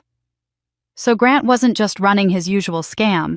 He was trying to save his mother's company. Exactly. And that makes this more dangerous because Victoria has resources Grant doesn't. She has lawyers' connections and a reputation to protect. She'll fight dirty to make this go away. Nora closed the file. Which brings us to your options. We can absolutely prosecute Grant for fraud, identity theft, and elder abuse. The evidence is solid. But Victoria is the one with the real power and the real money. If we don't nail her as well, she'll just find another way to come after you. How do we prove she was involved? That's the challenge. Right now, we have Grant's actions, but only circumstantial evidence linking Victoria. We need something concrete: emails recorded, conversations, financial transfers showing she funded this operation. Nora studied me carefully. I have a suggestion, but it's risky, and I need you to understand the dangers before you agree. My heart was already beating faster. What kind of suggestion? Ohio is a one-party consent state for recording conversations. That means you can legally record someone without their knowledge as long as you're part of the conversation. If you could get Grant to talk to you to admit that his mother orchestrated this scheme, we'd have the evidence we need to bring charges against both of them. You want me to wear a wire? I want you to have a conversation with Grant. Yes. Record it on your phone. Keep it casual. See if you can get him to talk about Victoria's involvement. Ask questions about where the money was supposed to go, who was going to buy your house, what promises his mother made. Nora's expression was serious. But, Becca, I need to be clear about the risks. If Grant suspects you're recording him, if Victoria finds out what you're trying to do, they could become aggressive. These are people who've already shown they're willing to break the law. I can't guarantee your safety. The thought of facing Grant again, of sitting across from him and pretending to have a civil conversation while he tried to manipulate me, made my stomach turn. But I thought about Margaret's journal, about the way my parents had let this happen, about Lily's video painting me as the villain while Grant walked free. What would I even say to him? I asked. Why would he agree to meet with me? Tell him you want to understand what happened. Tell him your parents are confused and scared, and you're trying to figure out if there's a way to resolve this without criminal charges. Appeal to his ego, make him think he can still talk his way out of this. Nora leaned forward. Grant's a con artist. Con artists love to talk, especially when they think they're the smartest person in the room. Give him that opportunity. I sat there for a long moment, weighing the options. Every path forward felt dangerous, but doing nothing meant letting Grant and Victoria win. Let me think about it, I finally said. I need to process everything. Take your time, but not too much time. The longer we wait, the more opportunity they have to cover their tracks or leave town. Nora stood, indicating our meeting was coming to a close.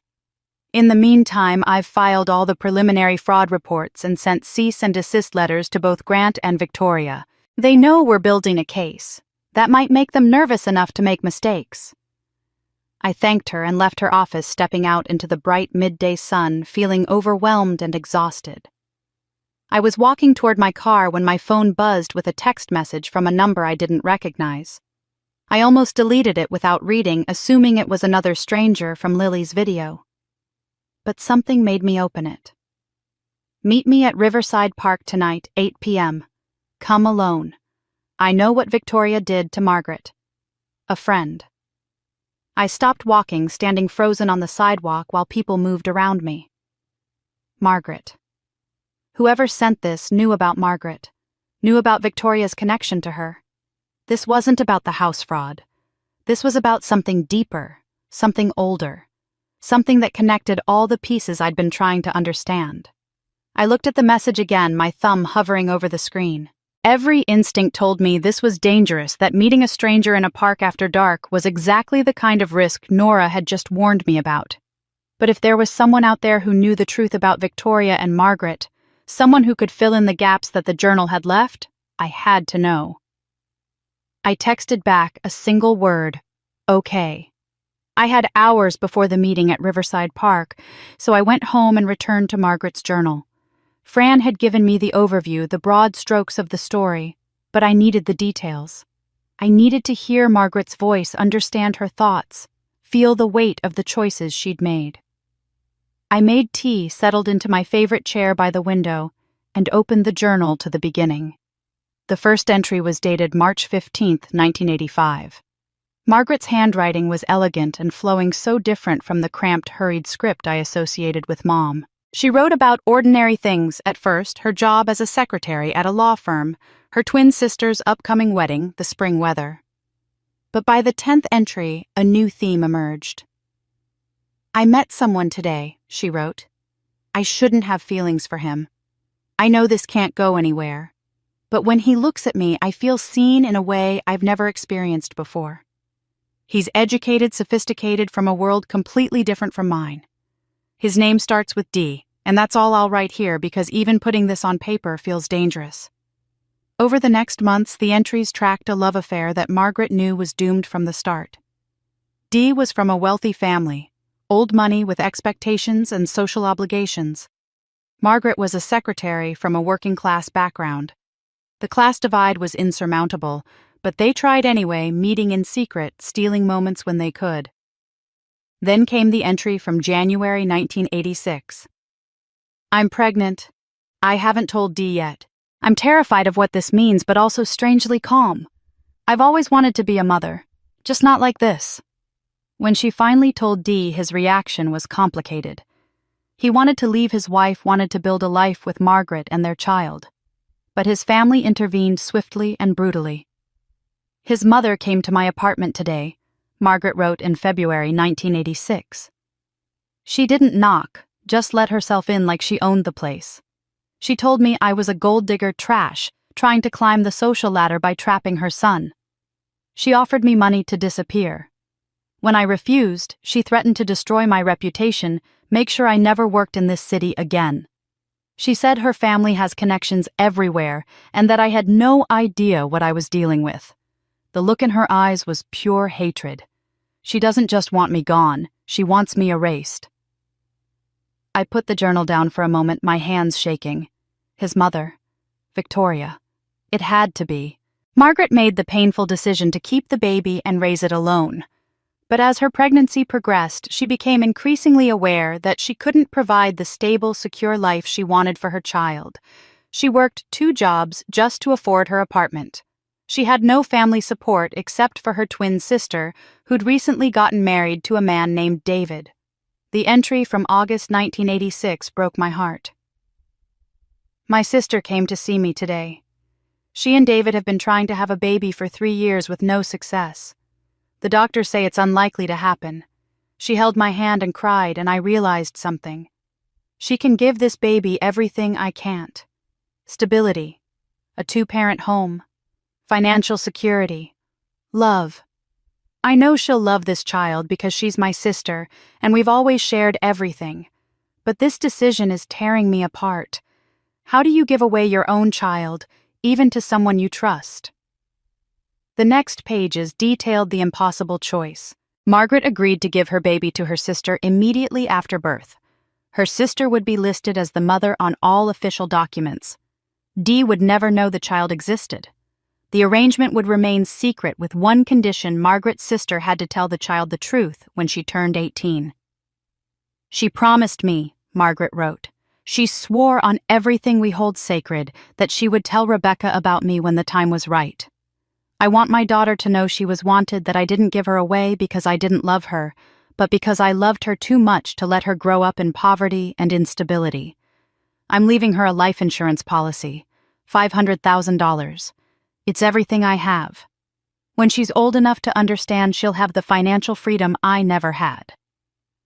I was born in September 1986. Margaret wrote about holding me for 2 days in the hospital before her sister took me home. She has my eyes, Margaret wrote, and when she held my finger, I felt my heart break and heal at the same time. This is the right choice. It has to be. For the next 2 years, Margaret wrote sporadically about watching me grow up from a distance. She'd visit her sister's house, hold me, read to me, pretend to be Aunt Margaret while dying inside. The final entries were from early 1988. Rebecca is walking now, talking in sentences. She called me Aunt Maggie yesterday, and my heart shattered all over again. My sister is a good mother, better than I could have been. But I see the way David looks at me sometimes with guilt in his eyes. Something happened. My sister is a good mother, better than I could have been. But I see the way David looks at me sometimes with guilt in his eyes. Something happened. Something he won't tell me about. My sister says I'm imagining things, but I know my twin. She's hiding something from me.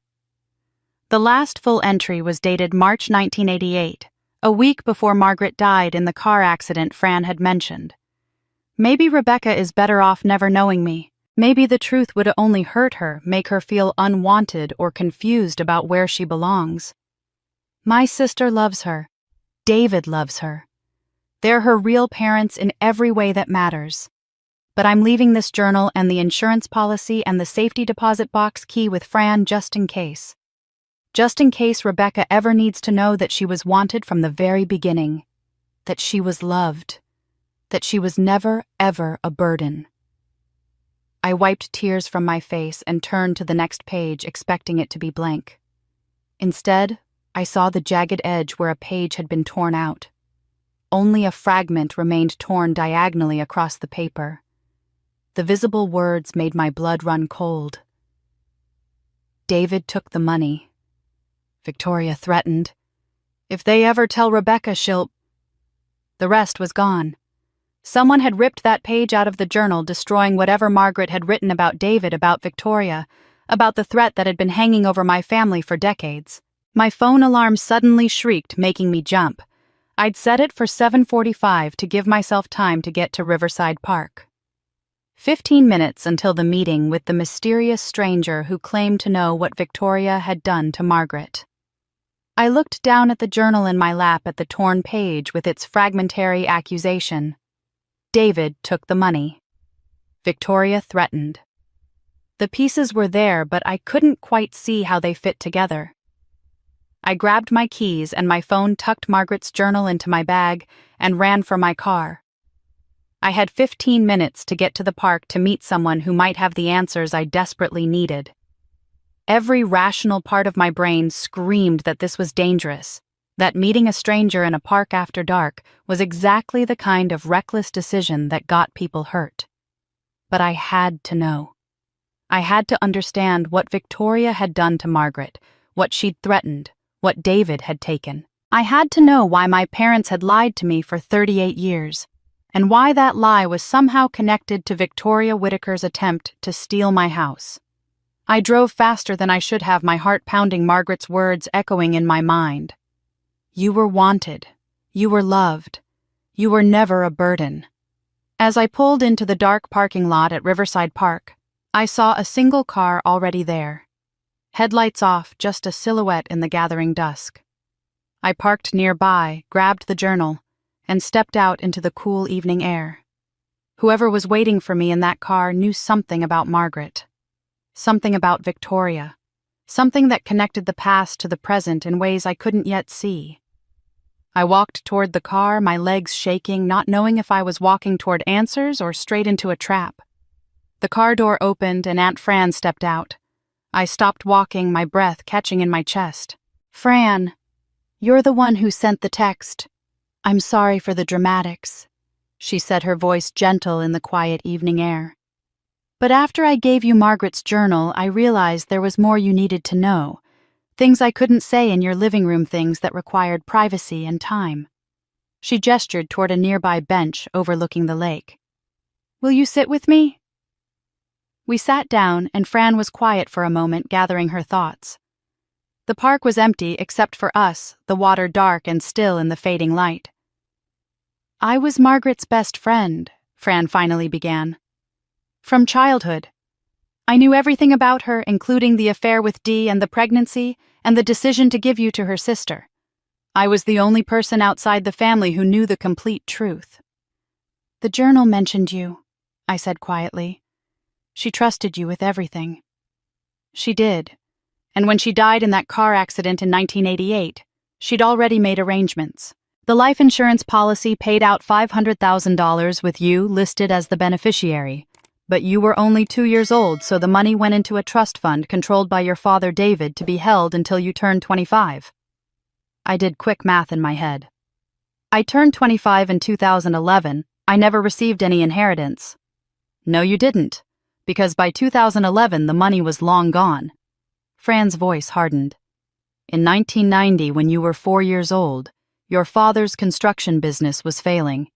He was drowning in debt on the verge of bankruptcy. That's when Victoria Whitaker approached him.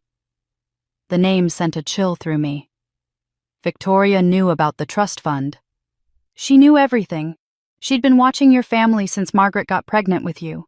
She'd made it her business to know every detail of your lives. Fran turned to look at me directly. Victoria came to David with an offer. She told him she could save his business, give him the capital he needed to stay afloat, but she needed $300,000 as collateral for a real estate investment opportunity. She promised him returns that would let him pay back the trust and still keep his business running. And he gave her my inheritance, I said, my voice hollow. He forged documents claiming he needed to withdraw the money early for your medical expenses. He lied to the trust administrator, falsified hospital bills, created an entire paper trail of fraud. And then he gave Victoria $300,000 of your money. I felt sick. What did she do with it? She never invested it in his business. She used it as the down payment on her first major commercial property. That $300,000 was the foundation of her real estate empire. Every property she bought after that, every success she had, it all started with money she stole from you. The enormity of it was overwhelming. My entire life, Victoria Whitaker had been building her wealth on money that should have been mine. Money that Margaret had left to give me the freedom and security she'd never had. Your father realized within a year that Victoria had lied to him, Fran continued. She never intended to help his business. She took the money and left him with nothing but the debt of what he'd done. His business failed anyway in 1992. But by then he couldn't report Victoria's theft without exposing his own crime. He'd committed fraud to get that money. If anyone found out, he'd go to prison. So she blackmailed him, I said. For 30 years. Victoria held that theft over his head like a sword. Anytime she wanted something, anytime she needed a favor, she'd remind David that she had proof of what he'd done. She had copies of the forged documents. She had bank records showing the transfer. She owned him completely. That's why they let Grant get close, I realized. That's why they didn't stop him from targeting me. Victoria told your father that if he didn't cooperate, if he didn't help Grant access your property, she'd go to the police with evidence of the trust fund theft. David would go to prison, your mother would be implicated as an accessory, and you'd find out the truth about everything. They were trapped by their own crime, so they sacrificed you to protect themselves.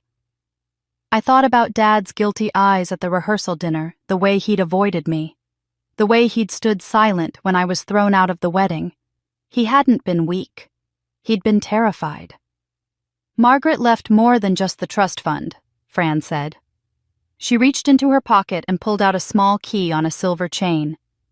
She opened a safety deposit box at First National Bank, box number 847.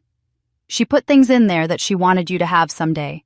Documentation letters, photographs, things that David couldn't access, couldn't steal. This key has been in my possession since she died. I took the key, feeling its weight in my palm. What's in the box? I don't know. Margaret sealed it and told me to give you the key when you were ready to know the whole truth. I think she suspected something might happen to the trust fund. I think she wanted to make sure you had something that couldn't be taken from you. Fran stood up, preparing to leave, but I grabbed her arm. Wait, the journal, the torn page. It mentioned D, the man Margaret loved. Who was he? Fran's expression grew pained. That's the last piece of the story, Becca, the piece that makes everything else make sense. Tell me, I said. The man Margaret fell in love with, the father of her child, was Daniel Whitaker Sr., Grant's father. Fran's hand gripped my shoulder as she watched the realization dawn on my face. Victoria was his wife. She was the one who came to Margaret's apartment and threatened her, who called her a gold digger and trash. And Becca Daniel Whitaker Sr. was your biological father, which means Grant Whitaker is your half-brother. The world tilted. I couldn't breathe. Grant, who'd tried to steal my house, who'd manipulated my parents, who'd married my sister, was my half-brother. Victoria has been destroying you piece by piece since before you were born, Fran said quietly. She hated Margaret for the affair, and when Margaret died, she transferred all that hatred to you. She stole your inheritance. She blackmailed your father for decades, and now she's sent her son, your half-brother, to take the last thing you have. This isn't just fraud, Becca. This is revenge. And it's been going on for 38 years. I drove home in a daze, Fran's words echoing in my head with every mile. Grant is your half-brother. Grant is your half-brother. The phrase repeated like a drumbeat until it lost all meaning, and then found it again sharp and terrible. When I got home, I sat in my dark living room and forced myself to think through what Fran had told me. Daniel Whitaker Sr. had loved Margaret.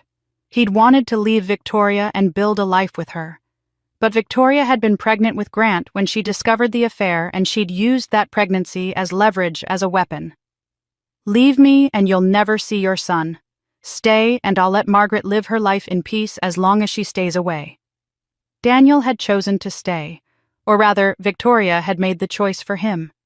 She'd threatened to destroy Margaret's reputation to make sure she never worked again, to use every connection and every dollar the Whitaker family had to crush her.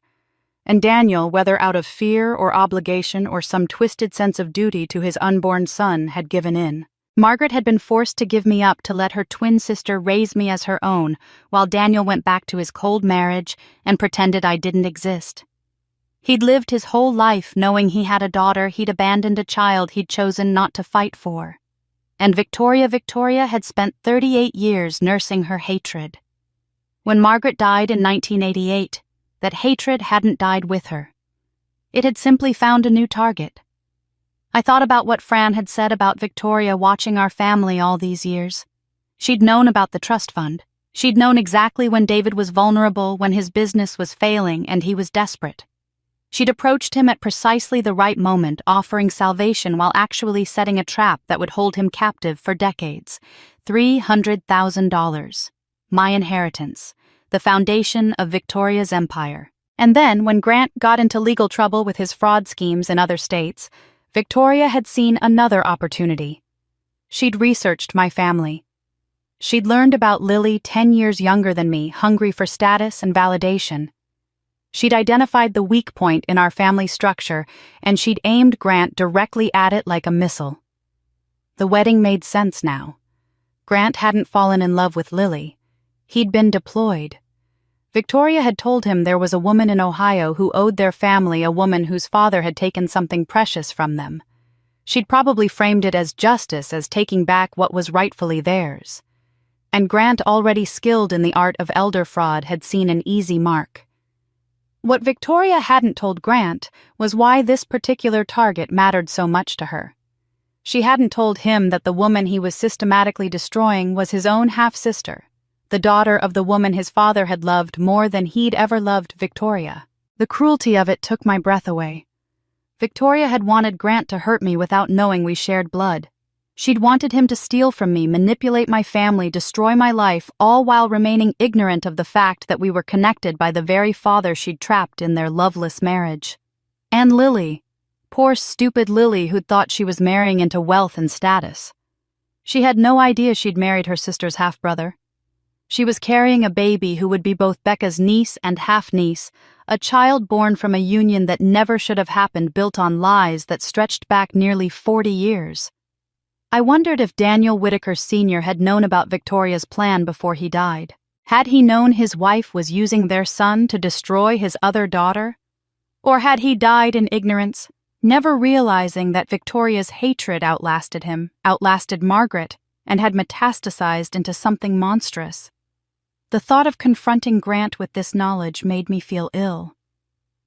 How do you tell someone they've been manipulated into destroying their own sister? How do you explain that their mother's revenge plot had turned them into an unwitting weapon in a war that started before either of you were born? But Grant didn't know, and that meant he was still dangerous. Victoria had trained him well. He knew how to manipulate, how to exploit, how to find weaknesses and press on them until people broke. He'd done it to my parents. He'd done it to Lily. And he'd tried to do it to me. I thought about Nora's suggestion that I record Grant, get him to admit Victoria's involvement. But now the stakes were different. This wasn't just about proving fraud. This was about exposing a multi-generational conspiracy of theft and revenge. This was about showing Grant that he'd been used, that his mother had turned him into the instrument of her hatred without ever telling him why. My phone buzzed on the coffee table, making me jump. A text message from an unknown number, but I knew immediately who it was. I know you've been digging into things. I know you talked to the bank, hired a lawyer, and I know someone gave you Margaret's journal. We need to talk. Meet me tomorrow afternoon, 2 p.m. Java House downtown. Bring the journal. If you don't show up, or if you come with lawyers or police, I'll tell Lily everything I've learned about your real mother, about Daniel, about what your father did to your trust fund. She's pregnant and fragile, Becca. That kind of stress could hurt the baby. Your choice. I read the message 3 times, my hands shaking. Grant knew about Margaret. He knew about the journal, which meant Victoria had told him at least some of the truth, or he'd figured it out himself. But did he know we were siblings? Did he know he was threatening his own half-sister? I looked at the safety deposit box key sitting on my coffee table, then at Margaret's journal beside it. Tomorrow I would meet with Grant. Tomorrow I would look my half-brother in the eye and decide whether to tell him the truth or let him continue believing his mother's lies. But first I needed to know what was in that safety deposit box. I needed to see what Margaret had left for me, what evidence she'd hidden away that David couldn't steal and Victoria couldn't destroy. I grabbed my keys and headed back out into the night. The bank wouldn't open until morning, but I knew I wouldn't sleep anyway. I drove to the 24-hour diner near the bank and ordered coffee. Margaret's journal open in front of me, reading and rereading her words while I waited for dawn. Tomorrow everything would change. Tomorrow I would face Grant with the truth. But tonight I would spend these quiet hours with my real mother's voice, letting her words give me strength for what was coming. You were wanted, she'd written. You were loved. You were never a burden. I held on to those words like a lifeline as the long night stretched ahead of me. At 6 a.m, I called Nora Kemp. She answered on the 3rd ring, her voice alert despite the early hour. Ms. Hale, what's happened? Grant wants to meet me today, 2 o'clock at Java House downtown. He knows about Margaret's journal and he's threatening to tell Lily everything if I don't show up. I took a breath. I want to do it. I want to wear the wire and get him on record. There was a pause, and I could hear Nora's sharp intake of breath. Are you sure once we start this, there's no going back? I'm sure. We met at her office at noon. Nora had already coordinated with a private investigator who specialized in surveillance work, a man named Tom, who showed me the recording device. It was smaller than I'd expected, barely the size of a quarter, with a clip that attached to the inside of my bra. My phone would act as the backup recorder set to voice memo mode in my purse. Keep the conversation focused, Nora instructed, going over the key questions one more time. Ask him directly if his mother told him to target your family. Ask what she promised him in return. Ask if she knew your father couldn't legally transfer the house. We need him to explicitly connect Victoria to the fraud. What if he won't talk? He'll talk. Men like Grant love to explain themselves, especially when they think they have the upper hand. He believes he's threatening you with information about Lily. He thinks he's in control. Nora's expression was grim. Show him you're willing to listen, that you want to understand. Appeal to his ego. At 1:45, I walked into Java House. The coffee shop was moderately busy enough people that we wouldn't be completely alone, but not so crowded that we couldn't have a private conversation. I ordered a coffee I knew I wouldn't drink and sat at a corner table where I could see the door. Grant arrived exactly at 2 o'clock. He looked terrible. His eyes were bloodshot, his clothes rumpled like he'd slept in them. When he sat down across from me, I could smell stale coffee and stress sweat. "Thanks for coming," he said, and his voice was rougher than I remembered. "You didn't give me much choice," I replied, keeping my voice neutral. "You threatened Lily and the baby. I'm not trying to hurt anyone." He ran his hand through his hair, a gesture that might have looked vulnerable if I didn't know what he'd done. "This whole thing got out of control. It wasn't supposed to go this way." "How was it supposed to go?" He looked at me for a long moment, and I saw something crumble in his expression. Exhaustion, maybe, or resignation. "My mother has been planning this for years, since before I even knew your name. She told me your family owed us something, that your father had taken money that belonged to the Whitaker family. She said it was time to collect." My heart was racing, but I kept my voice calm. "She told you to target my family specifically. She gave me your address, your parents' names, everything. She'd been watching you for a while, I think. She knew when your parents moved in, knew about your financial situation, knew about Lily." He laughed bitterly. "She told me to go after Lily, not you. She said the younger one was desperate for approval, that she'd be easy to manipulate." I felt sick hearing it laid out so plainly. "So the wedding, the relationship, all of it was planned. My mother suggested I pursue Lily about 8 months ago. She said once I was family, it would be easier to access property documents to build trust with your parents." He leaned back in his chair. "The wedding was her idea too. She wanted it done quickly before anyone could ask too many questions." "Questions about what?" "About why we never officially registered the marriage certificate with the county. My mother said we'd file it later after everything was settled. But there was never going to be a later, was there? She never intended for me to actually be married to Lily. Because a legal marriage would complicate the fraud," I said quietly. Grant nodded. "She had it all figured out. I'd get close to your parents, convince them to sign the reverse mortgage documents, collect my fees, and then flip your house quickly before anyone realized what had happened. Your parents thought you'd approved everything. I made sure they believed that. How did she plan to transfer my house if my parents don't legally own it? She said we'd forge what we needed. She has a notary on her payroll, some guy named Robert Chen, who'll certify anything for the right price. He notarized all the documents claiming your parents had partial ownership, that you'd given them equity 3 years ago as part of estate planning." Grant's voice dropped lower. "My mother said the paper trail didn't have to be perfect. It just had to be good enough to get the money released before anyone looked too closely." I leaned forward slightly. "Did your mother know my father couldn't legally sign over my house?" "Of course she knew. She said that's what made it beautiful. Your father would be too scared to report the fraud because he'd have to admit he'd been involved. She had him trapped." Something flickered across Grant's face. "I didn't know about the blackmail at first, about the money he'd stolen from your trust fund decades ago. She didn't tell me that part until after the wedding." Before I could ask another question, Grant's phone rang. He glanced at the screen and his entire body went rigid. His face drained of color. "It's her," he whispered. "Don't answer it," I said quickly. But he was already lifting the phone to his ear, and I watched in real time as whatever composure he'd had shattered completely.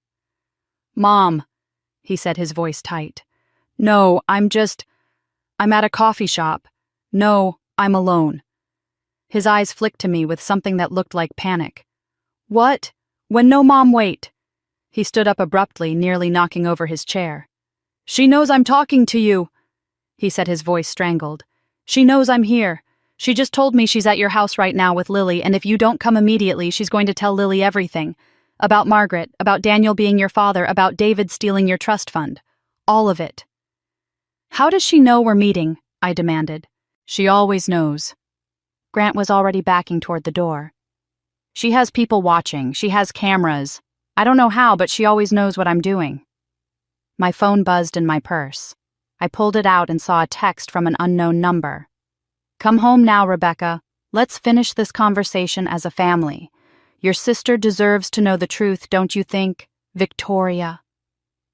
Grant was at the door now, his hands shaking. "I'm sorry," he said.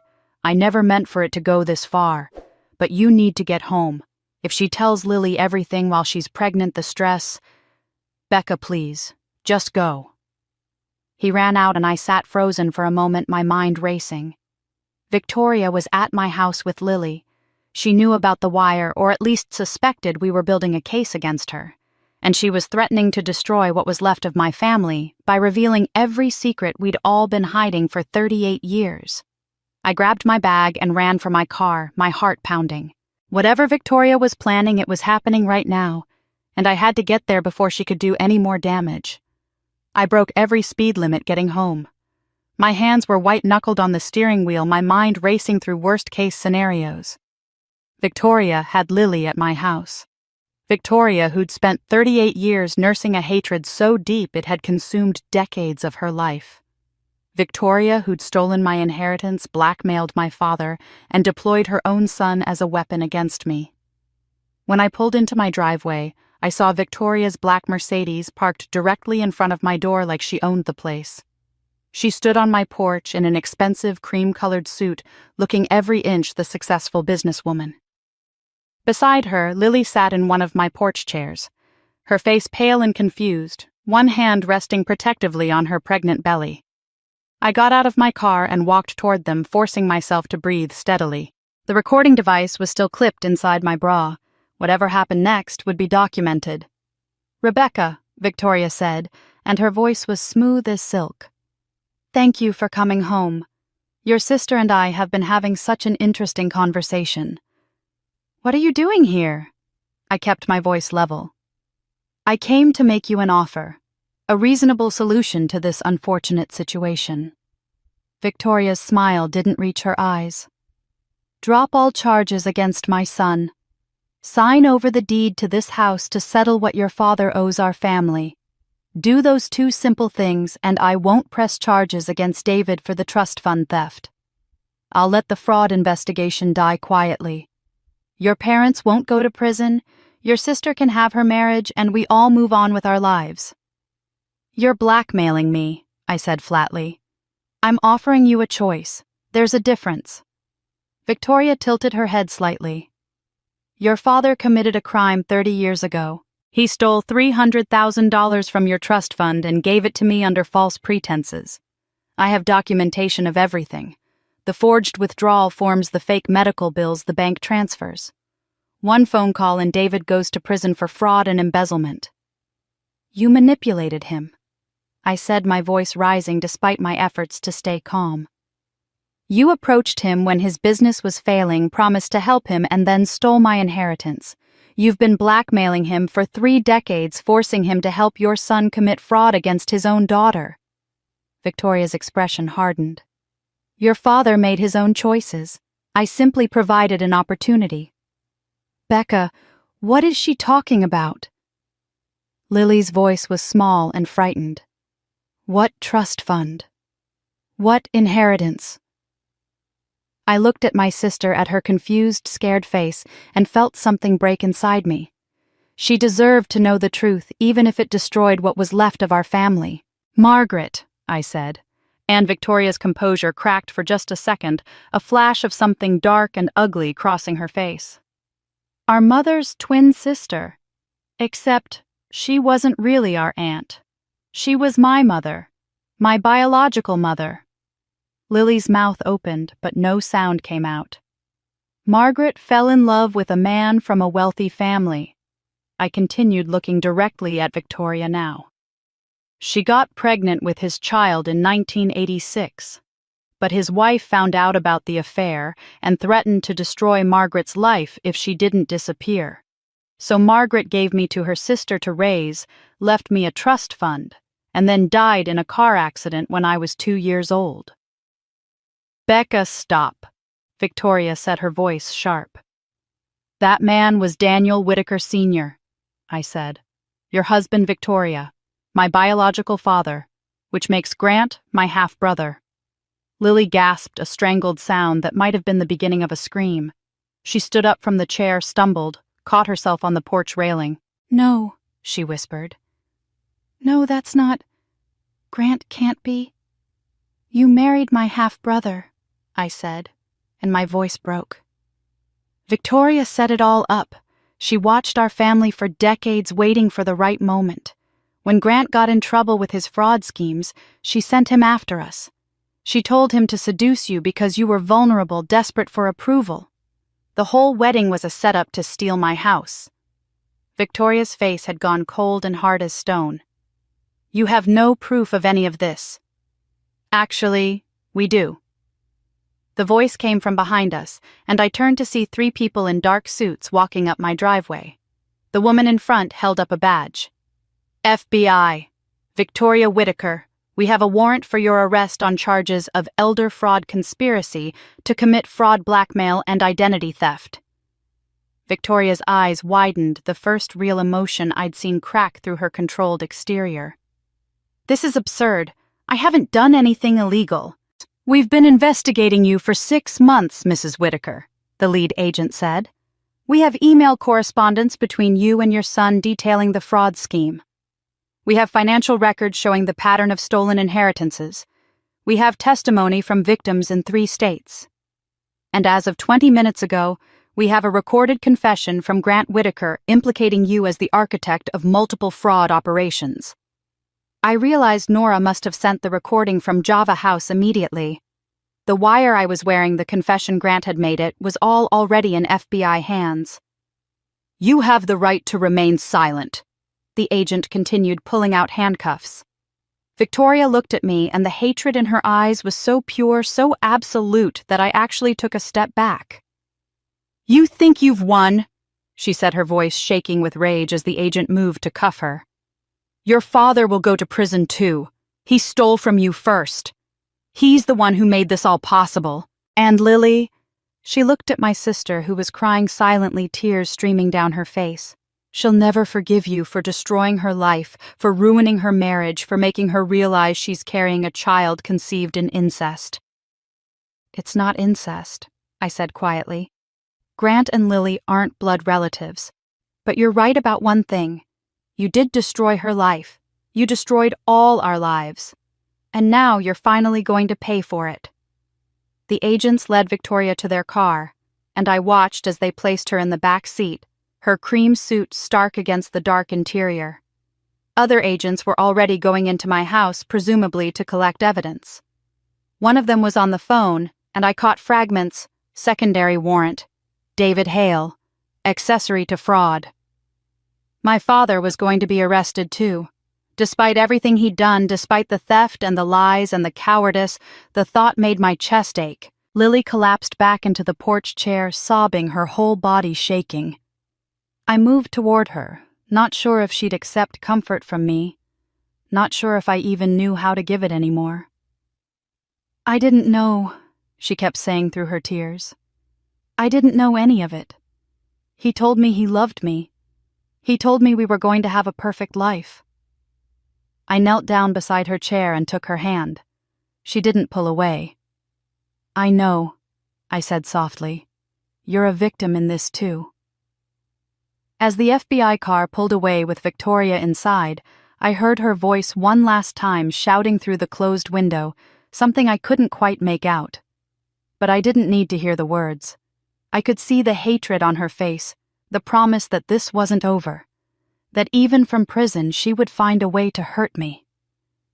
But for the first time in weeks, I wasn't afraid. I had the truth now. I had evidence. I had Margaret's journal, and the key to her safety deposit box, and the knowledge of who I really was. Victoria had spent 38 years trying to destroy me, but I was still standing, and that I realized was the truest revenge of all. The FBI agents left after 3 hours of collecting evidence and taking statements. When they finally drove away, it was just Lily and me sitting on my porch in the fading afternoon light. She'd stopped crying, but her face was blotchy and swollen, her eyes distant and unfocused. "The marriage isn't real," she said finally, her voice hollow. "Grant never filed the certificate with the county. We were never legally married." "I know," I said quietly. "So I'm just some idiot who got pregnant by a con artist who was pretending to love me so he could steal from my sister." She laughed a broken sound. "And that con artist is your half-brother. Which makes this baby—" She trailed off, unable to finish the thought. "The baby isn't to blame for any of this," I said. I know that." She put both hands on her belly, a protective gesture. "But how do I explain this to her someday? How do I tell my daughter that her father manipulated me as part of his mother's revenge plot against my sister, that our entire relationship was a lie?" I didn't have an answer for that. Lily stood up slowly, wobbling slightly. "I need to go. I need to get my things from Grant's apartment." "Do you have a key?" "He changed the locks." Her voice cracked again. "I went there this morning and my key didn't work. I called him and he told me he needed space to think. He locked me out of my own home." "It was never your home," I said gently. "He was never going to let you have a home." She looked at me, then really looked at me, and I saw the moment she understood the full scope of what had been done to her. She wasn't Grant's wife. She wasn't part of the Whitaker family. She was homeless and pregnant and had been nothing more than a tool in someone else's war. "I don't have anywhere to go," she whispered. "I gave up my apartment when we got engaged. All my stuff is in his place and I can't get to it. I have $300 in my checking account and a baby coming in 4 months." Before I could respond, another car pulled into my driveway. 2 FBI agents stepped out, these ones different from before, and I felt my stomach drop. "Rebecca Hale," the male agent said. "We need to speak with your parents. Are they here?" I called Mom and Dad, who'd been hiding in their bedroom since Victoria's arrest.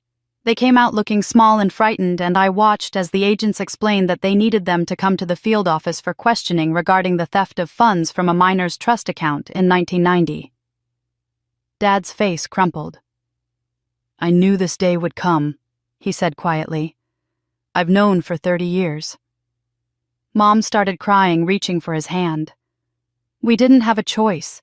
Victoria said she'd destroy us if we didn't cooperate." "You had a choice when you stole from your daughter's trust fund," the female agent said, not unkindly but firmly. "You'll need to come with us now." I watched them walk to the FBI car. Dad's shoulders hunched, Mom looking back at me with an expression I couldn't read. Guilt, shame, maybe even a plea for forgiveness I wasn't sure I could give. After they left, I called Nora. "They just took my parents in for questioning," I said. "What happens now?" "The DA is building a case against Victoria. Your parents are witnesses, but they're also potential defendants." Nora's voice was matter-of-fact. "The trust fund theft is technically past the statute of limitations for criminal prosecution in most circumstances, but because Victoria's been actively using it for blackmail, there's an argument for ongoing criminal conspiracy. If you want your father prosecuted, Becca, the DA, will do it. But you need to understand what that means. Prison time, probably 3 to 5 years minimum. Your mother could be charged as an accessory." "What if I don't want that?" I asked. "What if I just want them held accountable without destroying what's left of this family?" "Then they testify against Victoria. They lose any claim to your property or assets, and they live with the consequences of everyone knowing what they did. They've already lost their home, their reputation, their dignity. That might be punishment enough." I thought about Margaret's journal, about her final words. Rebecca was never a burden. Had she known somehow that I would face this choice? Had she left me those words specifically for this moment when I had to decide whether to repeat the cycles of revenge and punishment or break them? I need to think about it. I told Nora, "Take your time, but not too long. The DA wants an answer within 48 hours. I hung up and looked at Lily, who was still standing on my porch, looking lost and broken. "You can stay here," I said. "Tonight, at least. We'll figure out the rest tomorrow." She nodded mutely and followed me inside. That night I couldn't sleep. I lay in bed thinking about Margaret giving me up to give me a better life, about Dad stealing my inheritance out of desperation and weakness, about Victoria turning her pain into a weapon that had wounded everyone it touched. I thought about cycles of hurt and revenge, about how pain gets passed down through generations, until someone finally has the courage to say enough. At 2 a.m, my phone rang. Unknown number. I almost didn't answer, but something made me pick up. "Ms. Hale." A woman's voice, professional and urgent. "This is University Hospital.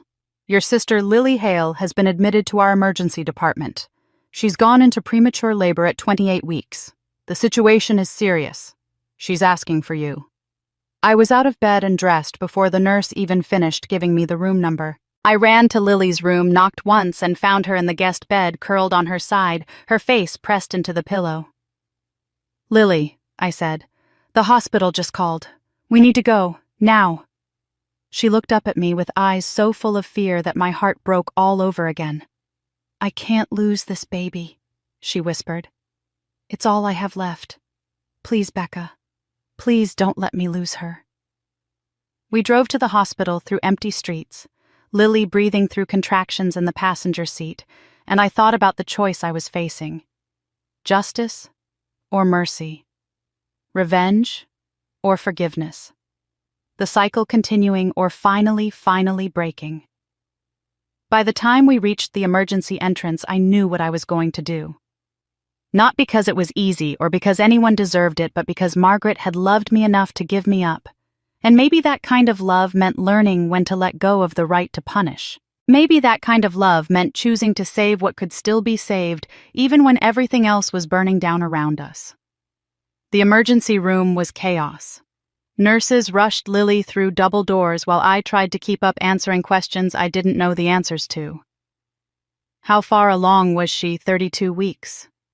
Any complications during pregnancy? I didn't know. Was there a birth plan? I had no idea. They wheeled her into a room, and a doctor in blue scrubs appeared, her expression serious. "I'm Dr. Patel. Your sister is in active premature labor. We're going to do everything we can, but at 32 weeks, this baby will need significant NICU care. Do you have insurance information? Grant has insurance through his mother's company." Lily gasped between contractions. "But he's in jail. I don't know how to access it." Dr. Patel's expression tightened slightly. "We'll need to sort that out. In the meantime, I need to be clear about what we're facing.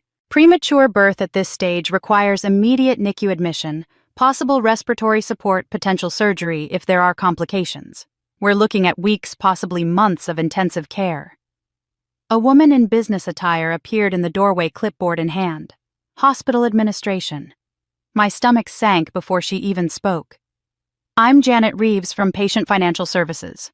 Given the circumstances, we'll need a deposit for the NICU care before we can proceed with anything beyond emergency stabilization.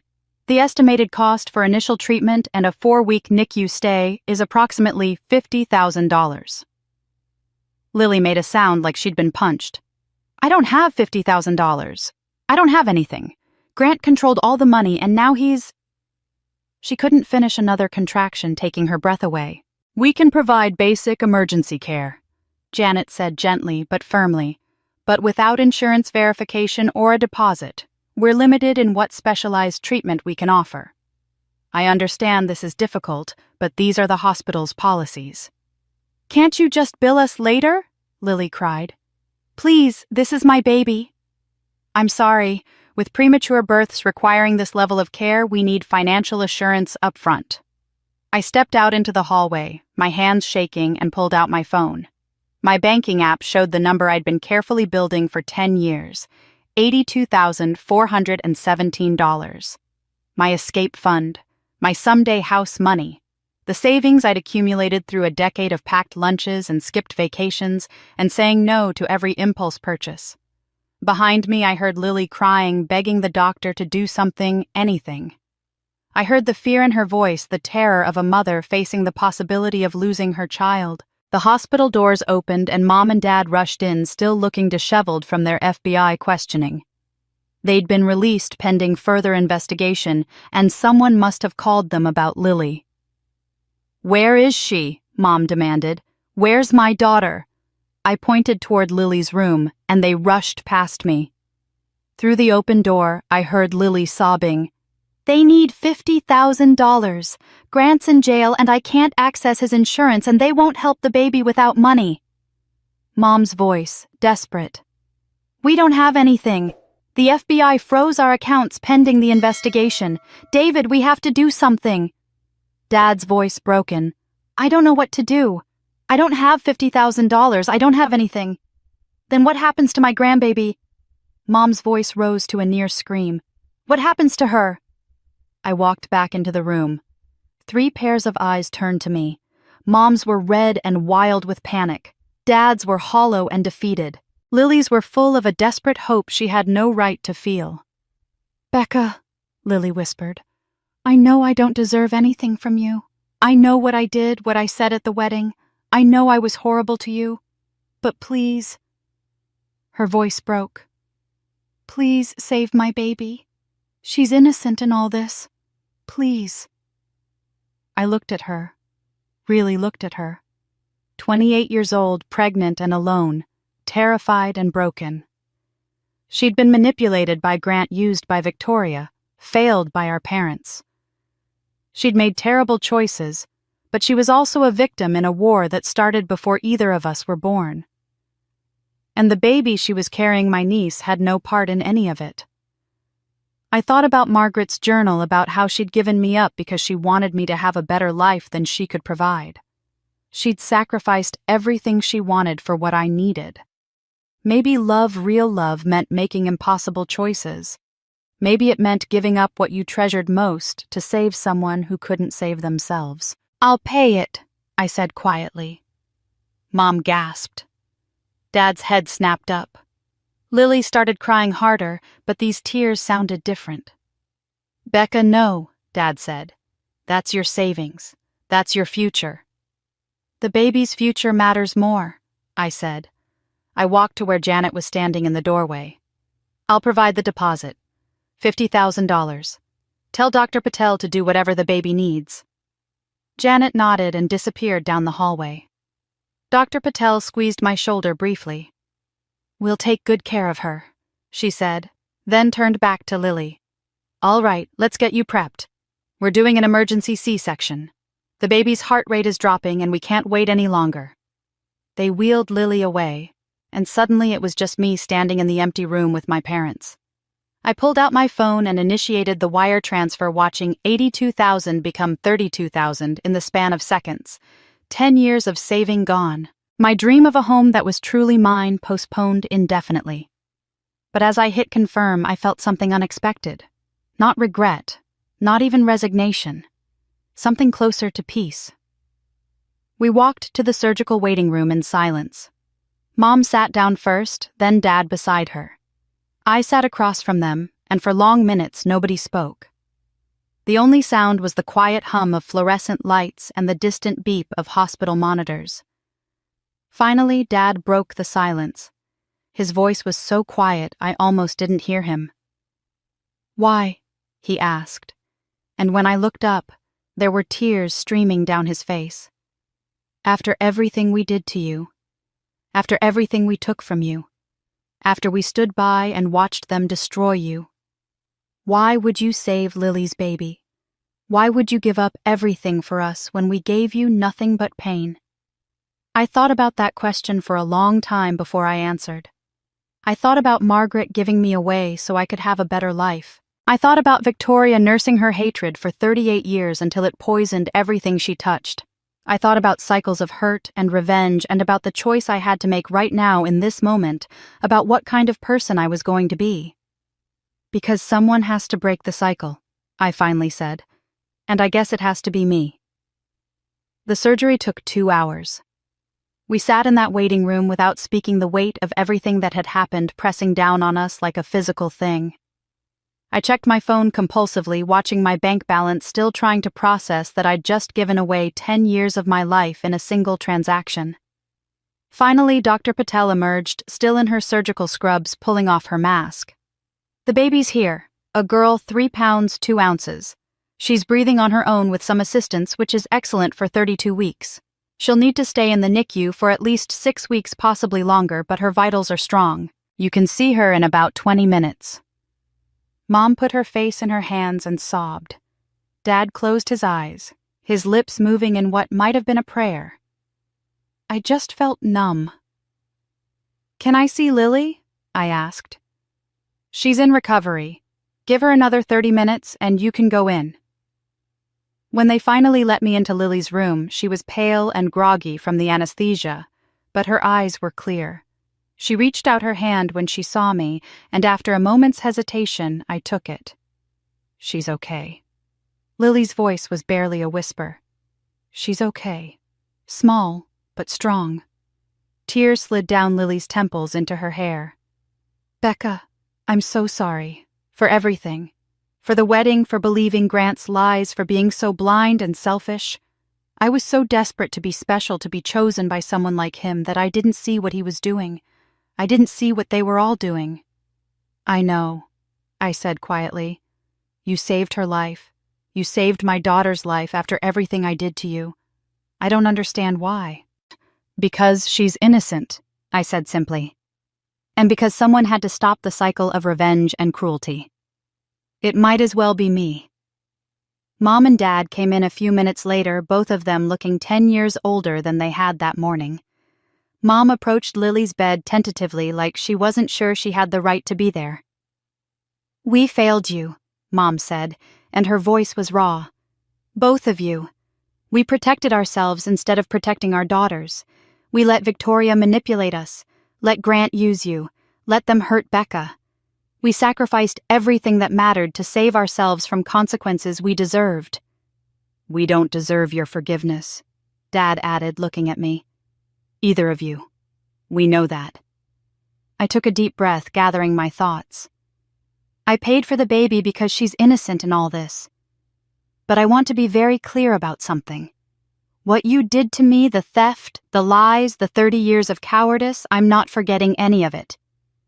And you can't come back to my house." Mom made a small sound, but I continued. "You need to find your own way now. Figure out where you're going to live, how you're going to support yourselves, without depending on me to save you. I'm done being the family's solution to every problem you create." Dad nodded slowly. "That's fair. More than fair." I turned to Lily. "I'll help you through this crisis. The baby needs care and you need time to recover. But after that, you're on your own. You need to grow up, Lily.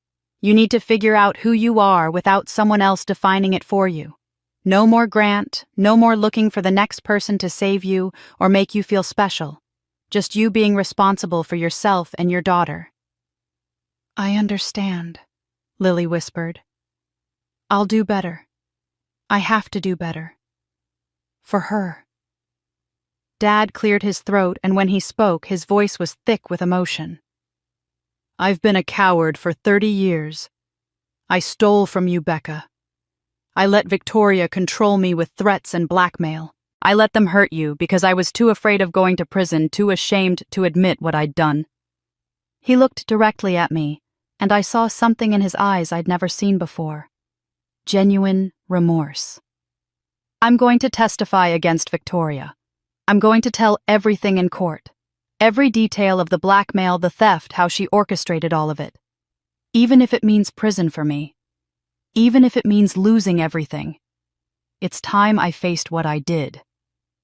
"David, no," Mom said, but he shook his head. "I should have faced it 30 years ago. I should have confessed the moment I realized what Victoria had done, what I'd helped her do. But I was weak. I'm not going to be weak anymore." Mom was crying again, but she reached out and took his hand. Then she looked at me, and her expression was strange, fearful but also resolved. "There's something else," she said.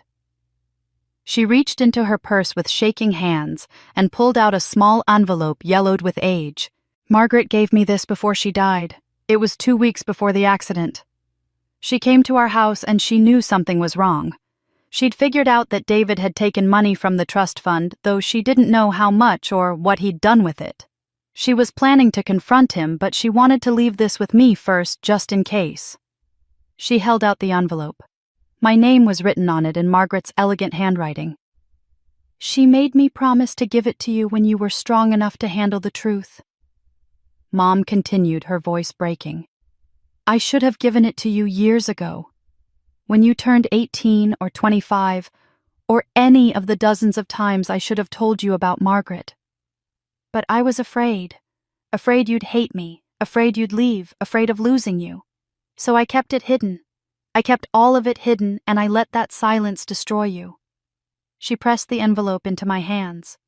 "I think you're strong enough now. I think after everything you've survived, everything you've endured, you're stronger than any of us ever were. Margaret would be so proud of you. I hope someday you can forgive me for not giving this to you sooner." I held the envelope, feeling its weight, seeing my name in Margaret's handwriting. Another piece of her reaching across time, another truth waiting to be revealed. "What's in it?" I asked. "I don't know," Mom said. "She sealed it. She said it was for you alone, for when the time was right. I never opened it. That's the one promise I kept." I looked down at the envelope in my hands at Margaret's handwriting and felt something shift inside me. Not forgiveness, not yet. But maybe the beginning of understanding, maybe the first small step toward healing. "I need to see the baby," Lily said quietly. "Can someone take me to her?" A nurse appeared with a wheelchair, and we all followed as she pushed Lily down the hallway to the NICU. Through the glass window I could see rows of tiny isolates, each one containing a miracle, too small and too fragile, and fighting so hard to live. The nurse pointed to one in the corner. "That's your daughter." We all stood there looking at her, this tiny person with Margaret's bloodline and Victoria's bloodline, and all of our mistakes, and all of our hopes tangled up in 3 pounds of possibility. "She needs a name," Mom said softly. Lily looked at me, and I saw the question in her eyes before she asked it. "Would it be okay if I named her Margaret after your mother, after the woman who started all of this by choosing to give you life?" I looked at the baby through the glass, at her tiny chest rising and falling with the help of machines at her miniature hands, curled into fists, and I thought about cycles breaking and new beginnings, and the strange, terrible, beautiful ways that love finds a way forward, even through the wreckage. "Yes," I said. "I think Margaret would like that." The next morning I met Fran and Nora at First National Bank. I'd barely slept Margaret's sealed letter sitting on my nightstand all night, the key to box 847 in my pocket. Whatever was in that safety deposit box, whatever Margaret had hidden away from me, I wanted witnesses. I wanted people who could verify what we found, who could help me understand what it all meant. Marla greeted us in the lobby and led us down to the vault. The safety deposit boxes lined the walls in neat rows, each one a secret, each one a story. Box 847 was in the lower right corner. I inserted the key with shaking hands, and Marla used the bank's master key. The lock clicked open. Inside was a metal box about the size of a shoebox. I carried it to the private viewing room and set it on the table. Fran sat on one side of me, Nora on the other, and I lifted the lid. On top was a stack of photographs. Margaret holding me as a newborn, her face a mixture of joy and devastation. Margaret and her twin sister. My mother standing side by side, identical except for the sadness in Margaret's eyes. Margaret with a man I'd never seen before, both of them laughing, and I knew without being told that this was Daniel Whitaker Sr., my father, in a moment before everything fell apart. Beneath the photos were documents, U.S. savings bonds issued in 1986, made out to Rebecca Ann Hale. I pulled them out carefully, and Nora examined them, her eyes widening. "These are mature bonds," she said quietly, "issued at 50 cents on the dollar, and they've been accruing interest for 38 years.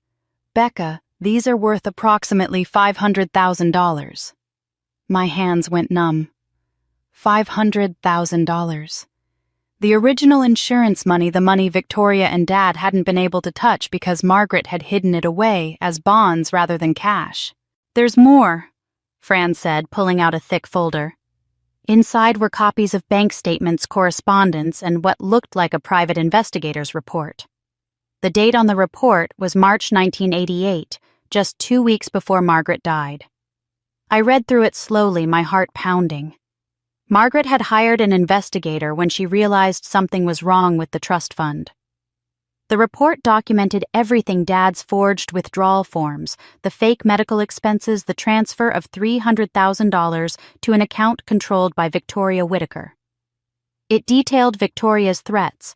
The blackmail scheme even included copies of letters Victoria had sent to Dad, reminding him of what she could do if he didn't cooperate. "She knew," I whispered. "She knew what Dad had done, and she knew Victoria was behind it. She documented all of it." "She was building a case," Nora said, flipping through the pages. "This is evidence of fraud, blackmail, theft from a minor's trust." If she'd lived, she could have brought charges against both of them. At the bottom of the box was a sealed envelope with my name on it, and another envelope marked "To David, only if Rebecca chooses." I opened my letter first. The paper was thin and delicate, Margaret's handwriting as elegant as ever. "My darling Rebecca," it began. "If you're reading this, it means I'm gone, and you've finally learned the truth about who you are and where you came from. I hope you're old enough to understand why I made the choices I did. I hope you know that giving you to your aunt was the hardest thing I ever did, and that not a day went by when I didn't think of you, didn't wonder what kind of person you were becoming. By now, you've probably discovered what David did with your trust fund. I know about the theft. I know about Victoria's blackmail. I hired an investigator 2 weeks ago, and the truth broke my heart, but it didn't surprise me. David is weak, and Victoria is cruel, and between the two of them, they've stolen your inheritance. But they couldn't steal all of it. These bonds were purchased with the remainder of my insurance policy, the portion I kept separate from the trust, specifically to protect it from people like Victoria. This money is not just an inheritance, Rebecca. It's your freedom.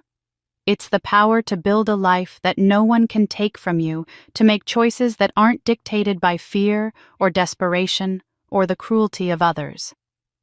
I couldn't protect you in life, but I can give you this in death. Use it not for revenge, but to build something they can never destroy. Build something beautiful. Build something that lasts. Show them that their hatred and their greed were no match for love. You were wanted from the moment you existed. You were loved more than you'll ever know. And you were never ever a burden. Live free, my darling girl. Live the life I couldn't give you. Margaret. I read the letter 3 times before I could speak. Fran was crying silently beside me. Even Nora, who'd seen countless family tragedies in her work, had tears in her eyes. "There's another envelope," Fran said gently. "For David." I picked it up, feeling its weight. Margaret had left Dad a letter, but she'd made it conditional. Only if Rebecca chooses. She'd given me the power to decide whether he deserved whatever message she'd left him. I thought about Dad collapsing to his knees in the hospital, promising to testify against Victoria even if it meant prison. I thought about his 30 years of cowardice and shame, the weight he'd been carrying, the price he'd been paying for one terrible decision made in desperation. Margaret had believed in second chances. She'd loved Daniel Whitaker despite knowing he'd never have the courage to leave Victoria. She'd given me to her sister despite knowing it meant living with the pain of watching her daughter call someone else mother. She'd documented the theft and the blackmail, but she'd also left this choice in my hands. "I'm going to give it to him," I said finally.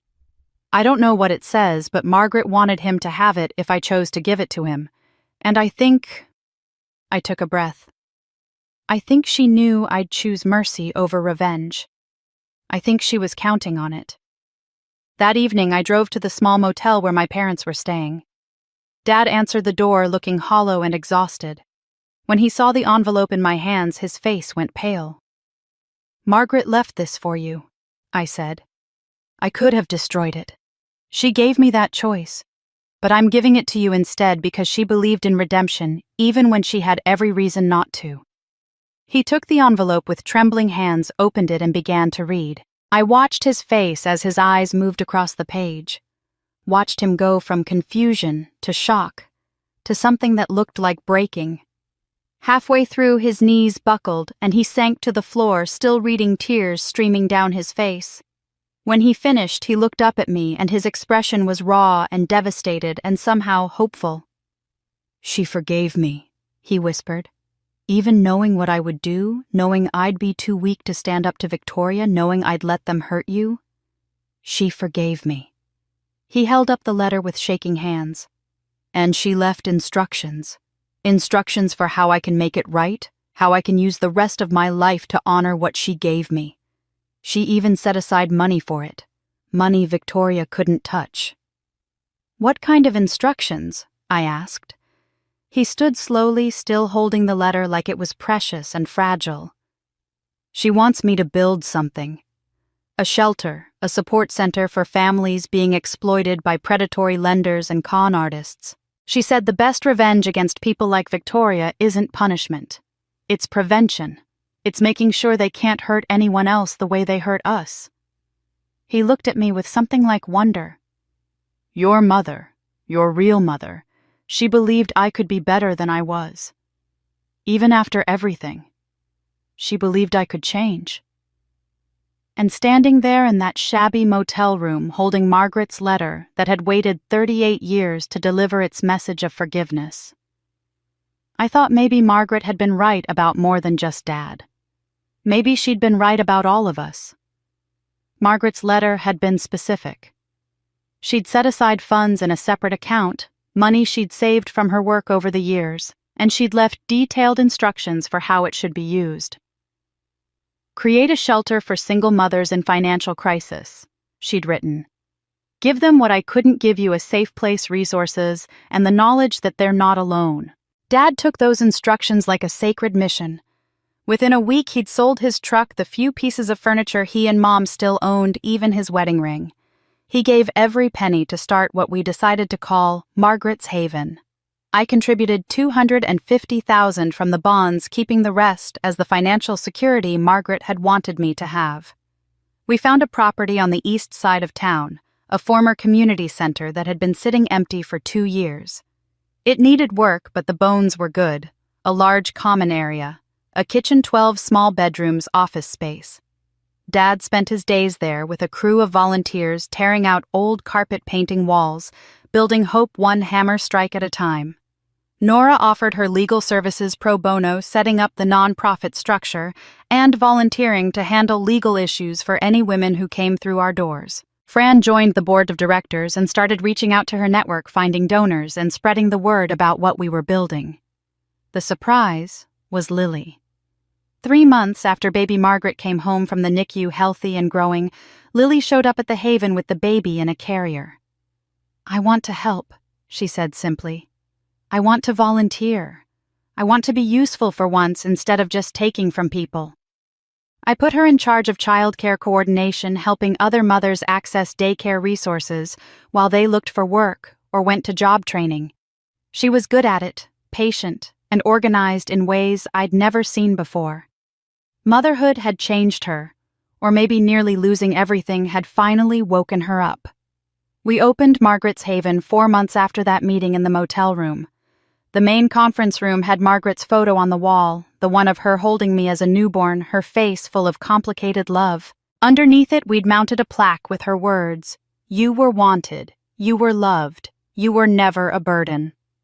The local news came to cover our opening, and the story spread further than I'd expected. Other women started reaching out, women who'd been targeted by Victoria's schemes over the years, women who'd lost homes or savings to predatory lending and fraud. Each story added another layer to the case being built against Victoria, another voice testifying to decades of calculated cruelty. 6 months after we opened, my phone rang with a New York area code. The woman on the other end introduced herself as a producer for 60 Minutes. "We've been following the Victoria Whitaker case," she said. "But it's your story we're really interested in. What you've built from the ashes of what she tried to destroy.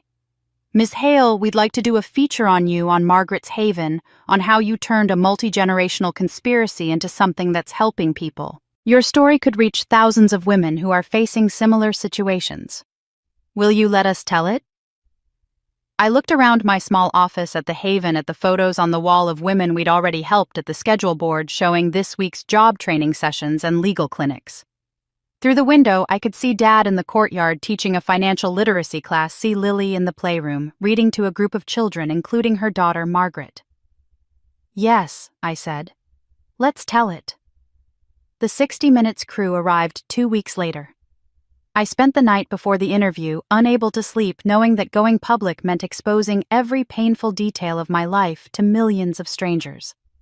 It meant reliving the humiliation of being thrown out of the wedding, admitting that my parents had stolen from me, revealing that the man I'd called father had been a coward for 30 years. Nora came by that morning with coffee. "Your testimony will strengthen the prosecution's case against Victoria," she said. "But more than that, it will help other victims recognize what's happening to them. It will give them the courage to come forward."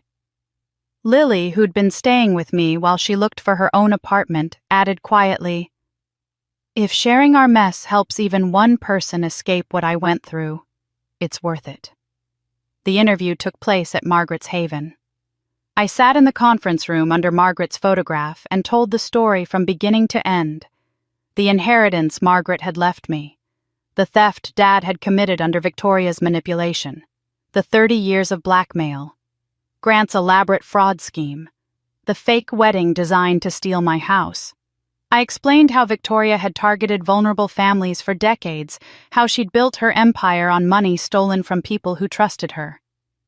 "This isn't just about me," I said, looking directly into the camera.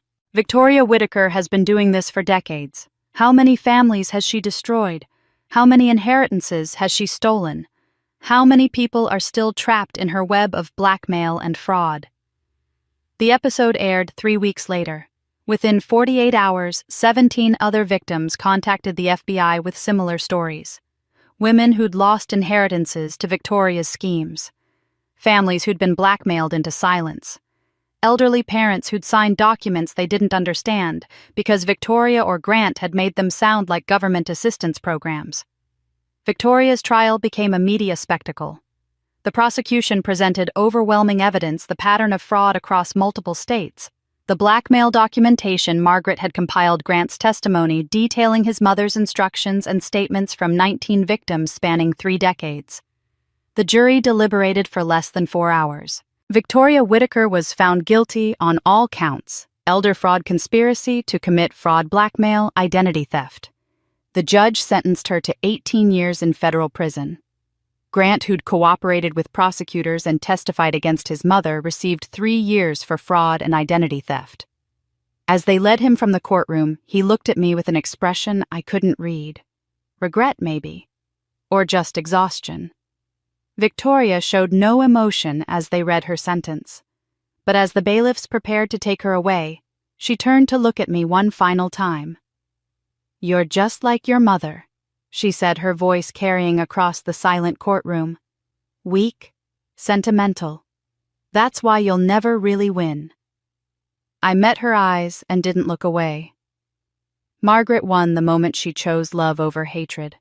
I'm proud to be like her. They led Victoria out, and I watched her disappear through the doors, finally powerless, finally unable to hurt anyone else. 2 weeks after the sentencing, I received a letter forwarded from the county courthouse. The return address was from a law firm in Cleveland. Inside was a brief note from an estate attorney named Robert Chen. "Ms. Hale," it read, I represent the estate of Daniel Whitaker Sr., who passed away in 2015. Before his death, Mr. Whitaker left specific instructions that if you ever came forward and proved your identity as his daughter, certain documents and assets were to be released to you. Please contact my office at your earliest convenience to arrange transfer of these materials. Your father wanted you to know he never forgot you. I sat at my desk at Margaret's Haven holding the letter and felt the story shift one more time. Daniel Whitaker, the father I'd never known, the man who'd chosen cowardice over courage, had left me something. Some final message reaching across a decade of silence. I picked up my phone and dialed the number on the letterhead, ready to discover what my father had wanted me to know. The attorney's office was in a glass tower downtown, the kind of place where success announced itself in marble floors and leather furniture. Robert Chen was younger than I'd expected, maybe 45, with kind eyes and a gentle handshake. "Thank you for coming, Ms. Hale," he said, gesturing to a chair across from his desk. "I've been the executor of Daniel Whitaker Sr.'s estate for 10 years now, and I've been waiting a long time to have this conversation." "You knew about me?" I asked. "Mr. Whitaker told me about you 3 months before he died. He was very specific about his wishes. If you ever came forward, if you ever proved your identity as his biological daughter, I was to release certain materials to you." Chen opened a file on his desk. "He watched you from a distance your entire life. He knew where you lived, where you worked, what you'd accomplished. He felt crushing guilt for not having the courage to be your father, for abandoning Margaret when she needed him most." The words hit harder than I'd expected. "He watched me. He had people keep track of you. Not in a sinister way, just periodic updates. He knew when you graduated from college, when you bought your house, when you started working at Henderson Manufacturing. He was proud of you, Ms. Hale. He just didn't have the courage to tell you himself." Chen pulled out a thick envelope. "Before his death in 2015, Mr. Whitaker established a trust fund in your name, $200,000. It's been managed conservatively over the past 10 years and has grown to approximately $280,000. He wanted you to have it if you ever came forward." I sat there trying to process this. My biological father, the man who'd chosen Victoria over Margaret, who'd let fear dictate his entire life, had been thinking of me all along, had set aside money for me, had waited decades hoping I might someday know the truth. "There's also a letter," Chen said, handing me a sealed envelope. "He wrote it 2 weeks before he died. I don't know what it says, but his instructions were clear. It's for you and you alone." I took the envelope with shaking hands. My name was written on it in handwriting I'd never seen before, but somehow it looked familiar. Maybe I'd inherited the way he formed his letters. Maybe some part of him lived in the way I held a pen. I opened it right there in Chen's office, unable to wait. "My dear Rebecca," it began. "I will never meet you. I don't have the courage for that, and by the time you read this, I'll be gone. But I want you to know that you were never far from my thoughts. Every day for 38 years, I thought about the daughter I abandoned, the child I didn't have the strength to fight for. I was a coward. I chose comfort over love, safety over courage. When Victoria found out about Margaret and the pregnancy, she threatened to destroy everything. She would ruin my career, take Grant from me, make sure I lost every connection I had in this city. I told myself I was protecting my son, protecting the family I already had. But the truth is, I was protecting myself. I was too afraid to lose what I had, even if it meant losing you. I watched you grow up from a distance. I saw you become everything Margaret dreamed you would be. Strong, kind, unbreakable. You survived things I couldn't have survived. You built a life with no help from me, and you did it with grace and determination that humbled me every time I heard about you. I tried to leave Victoria 3 times over the years. Once when you were 5, again when you were 15, and one final time when you were 30. Each time she reminded me what she could do. She'd destroy my relationship with Grant. She'd expose business dealings that would land me in prison. She'd make sure I ended up with nothing. And each time I backed down. I chose the devil I knew over the uncertain hope of freedom. I know this money can't undo my failure as your father. It can't give you back the childhood you deserved, or the parent who should have fought for you. But perhaps it can help you continue the work you're doing in Margaret's name. I read about Margaret's Haven. I saw the 60 Minutes interview. You're building something beautiful from the ruins of what Victoria tried to destroy, and I'm so proud of you for that. You have every right to hate me. I hope instead you can see me as what I was, a broken man who loved you from a distance and spent his whole life regretting his cowardice. Be braver than I was, Rebecca. Love harder. Fight for what matters.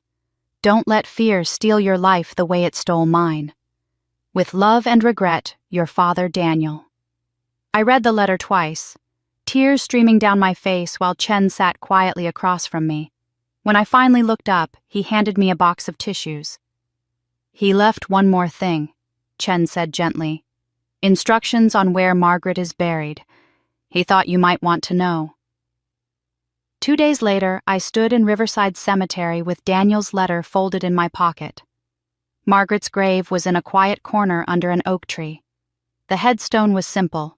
Margaret Rose Hale, 1960 to 1988. Beloved daughter, sister, mother. Someone had been maintaining it. The grass was trimmed, and there were fresh flowers in the vase. I knelt down and traced my fingers over her name. I found your letters, I said quietly. Both of them. You and Daniel. You were both so afraid of Victoria, so trapped by what she could do to you. But you both loved me the best way you knew how. You gave me life, Margaret, and you gave me freedom. And Daniel, you gave me the resources to continue what Margaret started. I pulled Daniel's letter from my pocket and looked at it again. You were both broken by fear. But I'm not afraid anymore. I'm not going to let Victoria's hatred or your regrets define who I am. I'm going to finish what you started, Margaret. I'm going to build something so strong, so good, that nothing can destroy it. The wind moved through the oak tree, rustling the leaves, and for a moment I could almost feel Margaret there with me. Not the tragedy of her death, or the pain of what she'd lost, but the strength of her love, the courage of her choice to give me life, even when it cost her everything. I stood up, brushed the grass from my knees, and walked back to my car. There was work to do. Margaret's Haven was expanding to a second location. 17 families were waiting for help, and somewhere out there, other daughters like me were facing their own Victorias, their own impossible choices, but they wouldn't face them alone, not anymore. That was Margaret's real legacy, and now it was mine too. 2 years passed in a blur of purpose and healing. Margaret's Haven grew beyond anything I'd imagined that first day we opened our doors. We now had 5 locations across Ohio and Kentucky, helping over 200 families annually. Women came to us broken and left with jobs, housing, and most importantly, hope. I used Daniel's trust fund to launch the Second Chance Scholars Program, offering college scholarships to women rebuilding their lives after financial abuse. Dad became our full-time volunteer financial literacy instructor, teaching women how to recognize predatory lending schemes and protect themselves from fraud. Watching him stand in front of a classroom, sharing his own story of how Victoria had manipulated him, was both painful and redemptive. He'd found his purpose in preventing others from making his mistakes. Mom worked in our childcare center, rocking babies and reading stories to toddlers while their mothers attended job training or met with caseworkers. She'd aged in the past 2 years, her hair completely gray now, but there was a softness to her I'd never seen before. She'd apologized to me countless times, but we both knew words couldn't undo decades of damage. The relationship we were building now was new, tentative, built on actions rather than promises. Lily surprised me most of all. She'd transformed from the self-centered girl who'd married Grant into a woman with genuine empathy and purpose. As Margaret's Haven's community outreach director, she used her own story to connect with women trapped in situations like hers. She spoke at churches and community centers about how she'd been manipulated, how she'd mistaken control for love. Her daughter Margaret, now 2.5, came to work with her, sometimes a bright-eyed toddler who called me Aunt Becca and had her great-grandmother's eyes. I maintained boundaries with all of them. Sunday dinner once a month at a neutral restaurant. No one had keys to my new home. I helped when asked but didn't carry their burdens for them anymore. It wasn't the family relationship I'd once dreamed of, but it was honest, and that mattered more. My new house was everything the one on Maple Drive had never been truly mine. A small 2-bedroom cottage on the west side of town with a garden where I grew tomatoes and herbs. I'd met someone too, a man named James who volunteered at the Haven Teaching Resume writing workshops. He was patient and kind with a quiet strength that reminded me nothing needed to be rushed or forced. We were taking it slow, building something real on a foundation of mutual respect rather than desperation or need. Every year on the anniversary of Margaret's death, all 5 Haven locations held candlelight vigils. Women gathered to honor the mother I'd never known, the woman who'd given me life, and left me the tools to build something meaningful from pain. Tonight was our annual gala fundraiser held at the Riverside Hotel, where Lily's wedding had taken place 3 years ago. The symmetry wasn't lost on me. The ballroom where I'd been humiliated and thrown out was now filled with people celebrating what we'd built from those ashes. I stood at the podium looking out at 200 faces, donors, volunteers, women we'd helped, and my small, complicated family sitting together at a table near the back. Dad held little Margaret on his lap. Mom had her hand on Lily's shoulder. They looked like what they were, imperfect people trying to be better. I spoke about Margaret's Haven, about the women we'd served, and the lives we'd changed. Then I closed with the words that had been forming in my heart for 2 years. My story could have ended in bitterness. I said, my voice steady and clear. I could have let revenge consume me, could have spent my life trying to destroy the people who hurt me. But I learned something important. Revenge is taking back what they stole from you. Forgiveness is building something they can never touch. Margaret's Haven isn't about Victoria Whitaker or Grant or anyone who tried to break me. It's about every woman who refuses to let pain define her future. It's about choosing creation over destruction, hope over hatred. This is how we win. Not by tearing down our enemies, but by building something so beautiful, so strong, so full of love that their cruelty becomes irrelevant. We win by becoming people they could never imagine being. The ballroom erupted in applause, people rising to their feet. I saw Dad wipe tears from his eyes. Lily was openly crying. Even Mom, stoic Mom, had her hand over her heart. That night after the gala ended and the last guests left, I drove home to my cottage. I made tea and went out to my garden where 2 framed photographs sat on a small table under the pergola. One showed Margaret holding me as a newborn, her face full of complicated love. The other was from last month, me holding little Margaret at her 2nd birthday party, the same love reflected back across generations. 3 generations of women named Margaret. 3 chances to break the cycle of pain and fear that Victoria had tried to perpetuate. And we'd done it. Not perfectly, not without scars, but we'd done it. I touched both photographs gently, then looked up at the stars beginning to appear in the darkening sky. I kept my promise, Margaret, I whispered.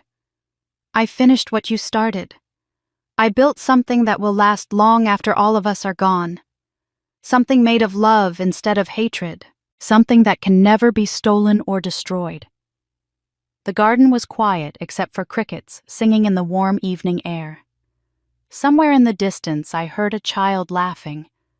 Life continuing, cycles breaking, hope growing in the spaces where pain used to live. I smiled, finally at peace, finally free, finally home. And that's where my story ends. Or maybe where it really begins. 3 years ago, I stood in a parking lot watching my family celebrate without me feeling invisible and worthless. Today, I run 5 shelters helping hundreds of women find their strength. Victoria Whitaker is in prison. Grant is serving his sentence.